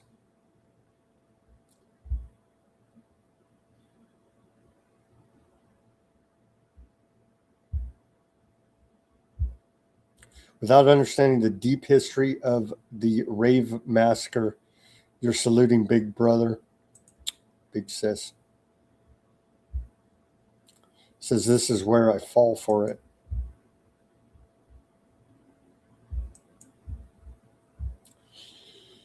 All right, friends, thank you for tuning in on all the channels. It was a long show today. We had a lot to cover. Hey, they're waving the red flags of vengeance there in Iran. Stay vigilant out there, as this thing's far from over with Iran. As always, everybody, do your own research, peace, love, and freedom. Speak out and take action. Have a great rest of your Monday evening, and we'll be back here on Tuesday for more Weaponized News.